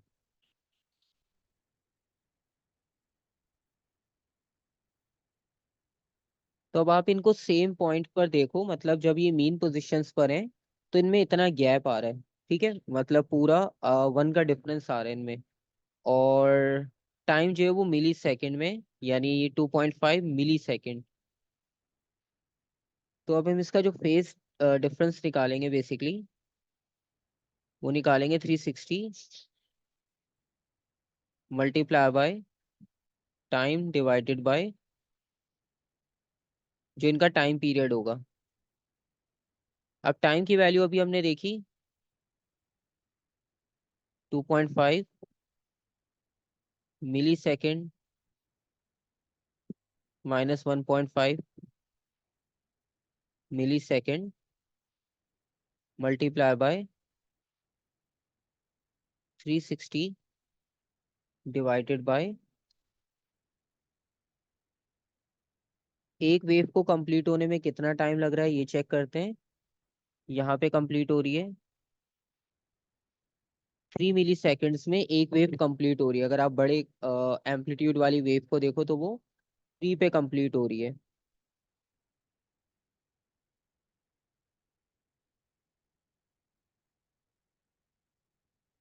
तो अब आप इसका फाइंड आउट कर सकते हो इजीली। 2.5 माइनस 1.5 1 बनेगा। सो 1 एक्सपोनेंट -3 को मल्टीप्लाई करेंगे 360 से, और डिवाइडेड बाय 3 एक्सपोनेंट -3, तो 120 का बन रहा है फेज डिफरेंस।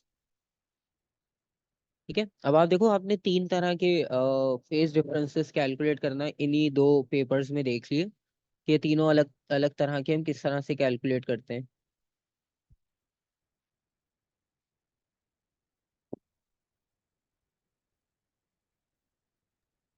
मुझे समझ नहीं आई कि पॉइंट्स कैसे चूज किए। अच्छा, अच्छा, पॉइंट्स कोई भी चूज कर सकते हैं हम, लेकिन उसमें कंडीशन बस ये होती है कि सेम पोजीशंस पर चूज करने हैं आपने। सेम पोजीशंस का चूज करने का मतलब ये, लेट सपोज अगर मैं ये वाले पॉइंट्स नहीं लेता, मैं कोई और रैंडम पॉइंट लेता हूँ। हम पर्पल से उसको मार्क करते हैं। लेट सपोज अगर आप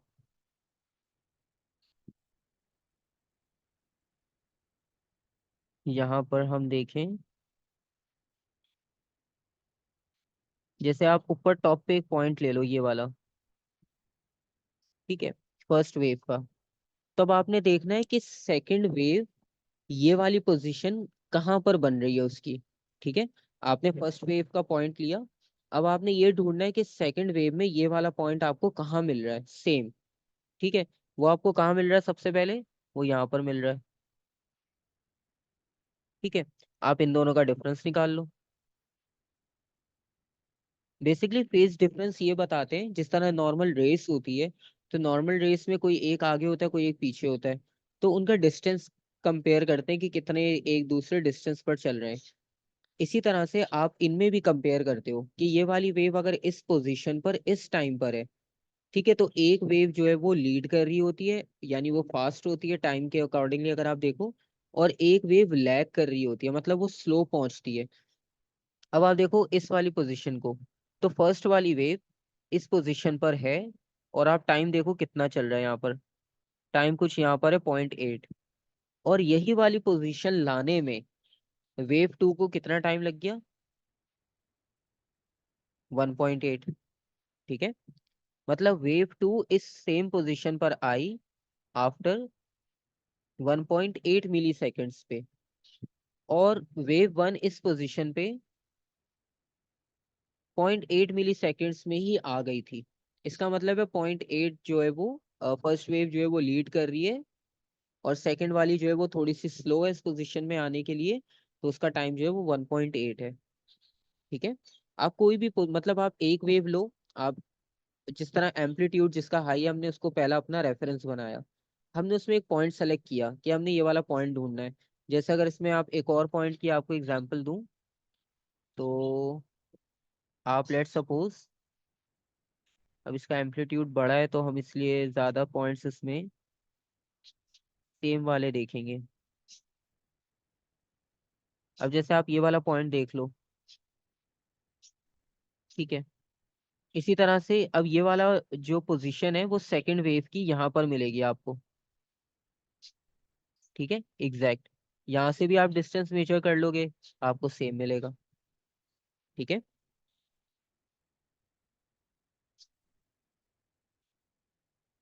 क्लियर है या ठीक अब है।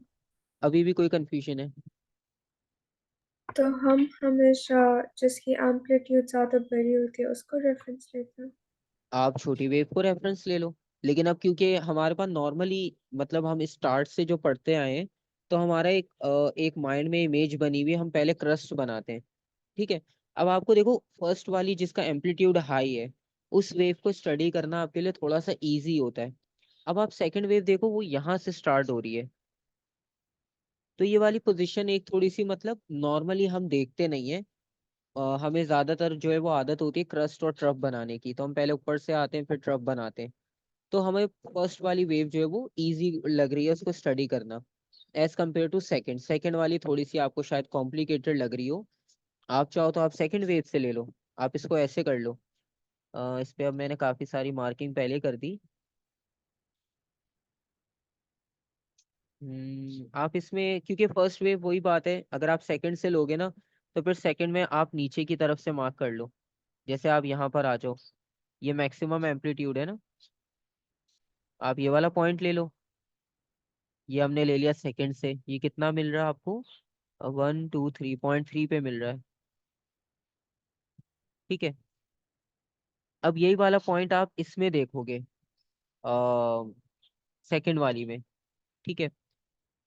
क्योंकि दोनों के एम्पलीट्यूड में भी डिफरेंस है, मतलब उसका एम्पलीट्यूड डबल है, तो इसलिए आपको सेम पॉइंट जो है वो मार्किंग करनी पड़ती है यहाँ पर। अब ये वेव पहले ऊपर गई और फिर नीचे आई,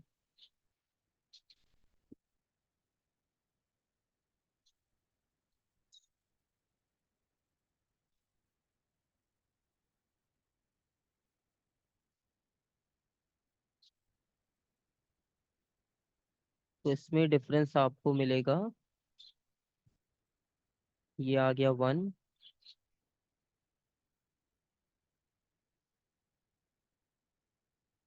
1.3 पर ही मिलेगा आपको।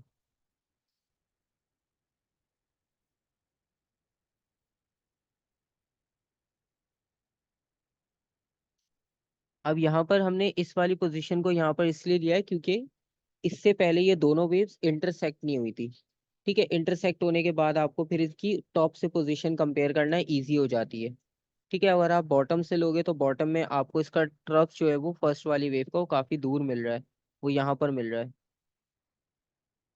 ये रहा 2.3 पे।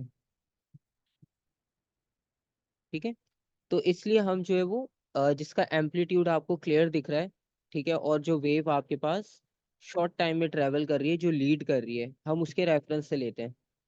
और आप जो लैग कर रही होगी उसके रेफरेंस से आप कैलकुलेट करोगे, तो फिर थोड़ा ज़्यादा कंफ्यूजन रहता है कि हम कौन सा पॉइंट सेलेक्ट करेंगे। फिर उसमें आपको फेज की वैल्यूज भी चेक करनी पड़ती हैं कि आप सेम पोजीशन के फेज उसमें कंसिडर कर रहे हो।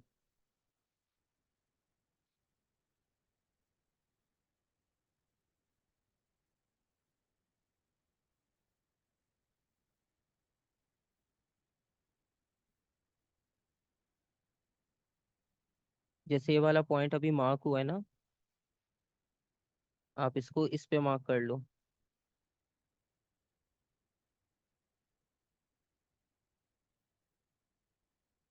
आप इस पॉइंट को रेफरेंस ले लो सेकेंड वेव पे, और इसी तरह से आपको ये पोजीशन मिल रही है 1.6 पे। और अब ये आपको सेकंड में मिलेगी डाउनवर्ड, क्योंकि ये दोनों एक दूसरे के ऑपोजिट फेज में चलते आ रहे हैं शुरू से। ठीक है, तो इसलिए क्रस्ट वाली पोजीशन जो है वो कंपेयर करना आपके लिए इजी है। या जीरो वाली जो होती है ना, जहां पर बिल्कुल उनका एम्पलीट्यूड जीरो, वो सबसे इजी पॉइंट होता है ये वाला। क्योंकि यहाँ पर आपको उनका फेज मैच नहीं करना पड़ता। क्योंकि अगर आप वेव का स्टार्टिंग देखो, तो एक वेव मैक्सिमम एम्पलीट्यूड उसका पॉजिटिव की तरफ था, इसका नेगेटिव की तरफ है। तो अगर आप एम्पलीट्यूड्स में कंपेयर करोगे ना उन्हें स्टार्टिंग में, तो आपको फेज ऑपोजिट चेक करने पड़ेंगे, क्योंकि दोनों ऑपोजिट फेज से स्टार्ट हुई हैं, सेम फेज से स्टार्ट नहीं हुई। तो इसका सबसे इजी यही होता है जो हमने सबसे पहला पॉइंट लिया था, जीरो पर, क्योंकि वहां पे एम्पलीट्यूड जीरो होता है दोनों का। तो आपको फेज में कंफ्यूजन नहीं होती कि दोनों सेम फेज में चल रही थी या up and down opposite phase में चल रही थी। ठीक है। तो ठीक आप है। इसमें यही प्रेफर किया करो कि जहाँ पे उनका एम्पलीट्यूड जीरो है ना, आप वहां से नोट कर लो। वरना फिर ये वाली जो बात है ना, कि जिस तरह दोनों का एम्पलीट्यूड डिफरेंट आ रहा है, तो फिर आपको ये भी माइंड में रखना होगा। फिर आपको शायद कंफ्यूजन हो हर क्वेश्चन में सॉल्व करते हुए कि आप आंसर आपके पास जो है वो डिफरेंट आ रहे हो। क्योंकि आप ये चीज़ उसमें फॉलो नहीं कर रहे होगे फेज की, कि एक वेव जो है वो डाउनवर्ड से स्टार्ट हो रही थी, एक अपवर्ड से। हम उन दोनों को ऐसे कंसिडर करते हैं कि जैसे दोनों सेम फेज से स्टार्ट हुई हैं अपवर्ड। तो इस वजह से हम इसमें सेफ साइड और इजी करने के लिए उसको जीरो वाला पॉइंट लेते हैं। उसके अलावा the two waves superpose at point P पे सुपरपोज कर रही हैं, वहां पर रिजल्टेंट डिस्प्लेसमेंट निकालना है। और टाइम है 0.75। अब 0.75,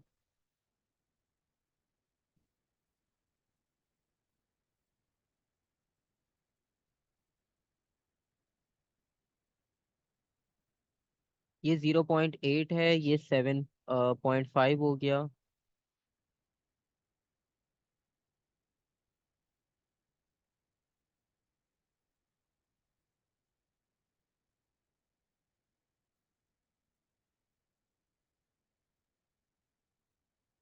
अच्छा, अब 0.75 पर आप देखोगे तो दोनों का एम्पलीट्यूड देखो ऑपोजिट आ रहा है।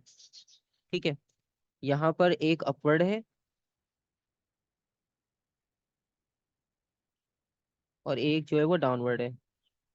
तो एक बिल्कुल मैक्सिमम जा रहा है 4 पर, और एक डाउनवर्ड आ रहा है यहाँ पर -1 पे।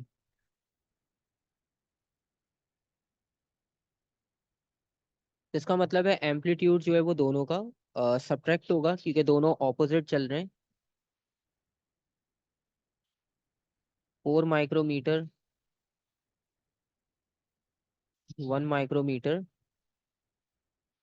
3 माइक्रोमीटर्स का आंसर हो जाएगा।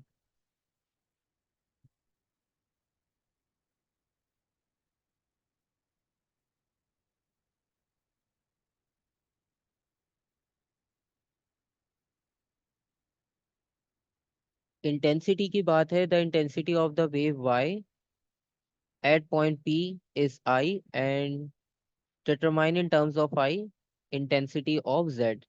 अच्छा, एक इंटेंसिटी दी है वेव वाई की जो कि आई है। इस वेव की इंटेंसिटी गिवन है, इस वेव की इंटेंसिटी फाइंड आउट करनी है। ठीक है। इंटेंसिटी आपको पता है एम्पलीट्यूड के डायरेक्टली प्रोपोर्शनल होती है, और डायरेक्टली प्रोपोर्शनल का मतलब ये हमारे पास ग्राफ में एम्पलीट्यूड गिवन है, तो हम एम्पलीट्यूड की वैल्यूज को यूज कर सकते हैं। तो intensity of Y is equals to K constant, amplitude का स्क्वायर। इसी तरह से जेड के लिए भी उसके अपने एम्पलीट्यूड का स्क्वायर आ जाएगा। ठीक है।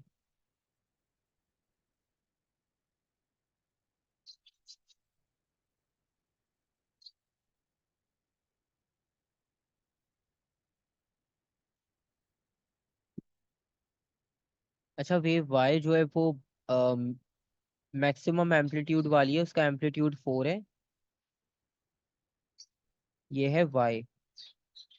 और ये वाला जो 2 वाली है ये है जेड।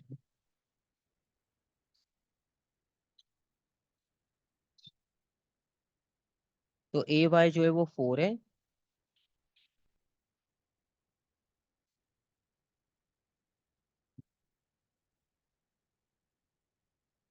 ये वाली 2 है। ठीक है, अब हम इन दोनों को डिवाइड कर लेते क्रॉस मल्टीप्लाई करके। अगर हम इनका रेशियो करें आई वाई ओवर आई जेड, तो के और के तो कांस्टेंट है, वो तो कैंसिल हो जाएगा, उसका कोई प्रॉब्लम नहीं है। तो वाई की वैल्यू है 4 का स्क्वायर के और के कैंसिल हो जाएगा, और यहाँ पर भी जो है वो 4 4 जा 16, 2 2 जा 4, और 4 ही बचेगा।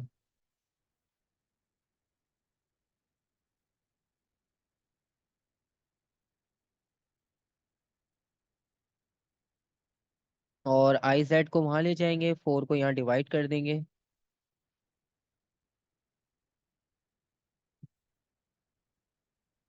तो इसका मतलब है कि जेड की इंटेंसिटी जो है वो 1/4 होगी वाई के।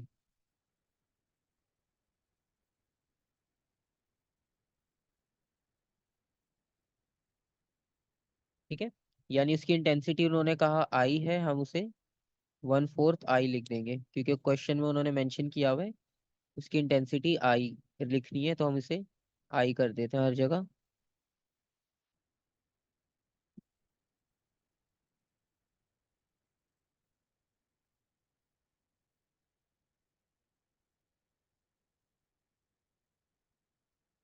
1/4 टाइम्स आई।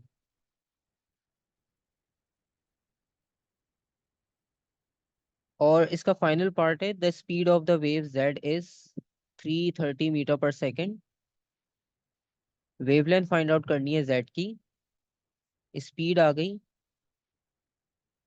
और फ्रीक्वेंसी नहीं पता। अब फ्रीक्वेंसी के लिए हमें पता है टाइम पीरियड से हम कैलकुलेट कर सकते हैं।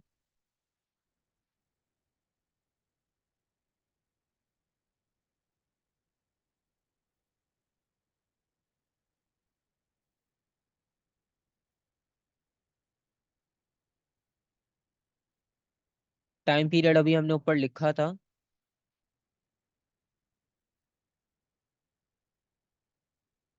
ये रहा, 3 एक्सपोनेंट -3।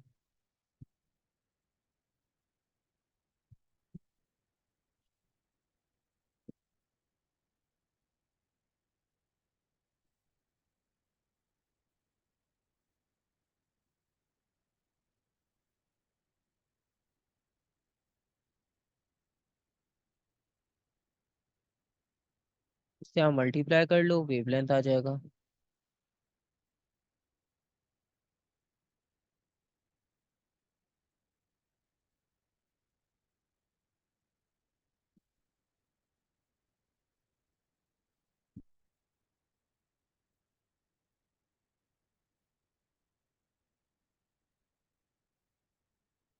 ठीक है, ये क्वेश्चन भी आपके पास हो जाएगा कंप्लीट।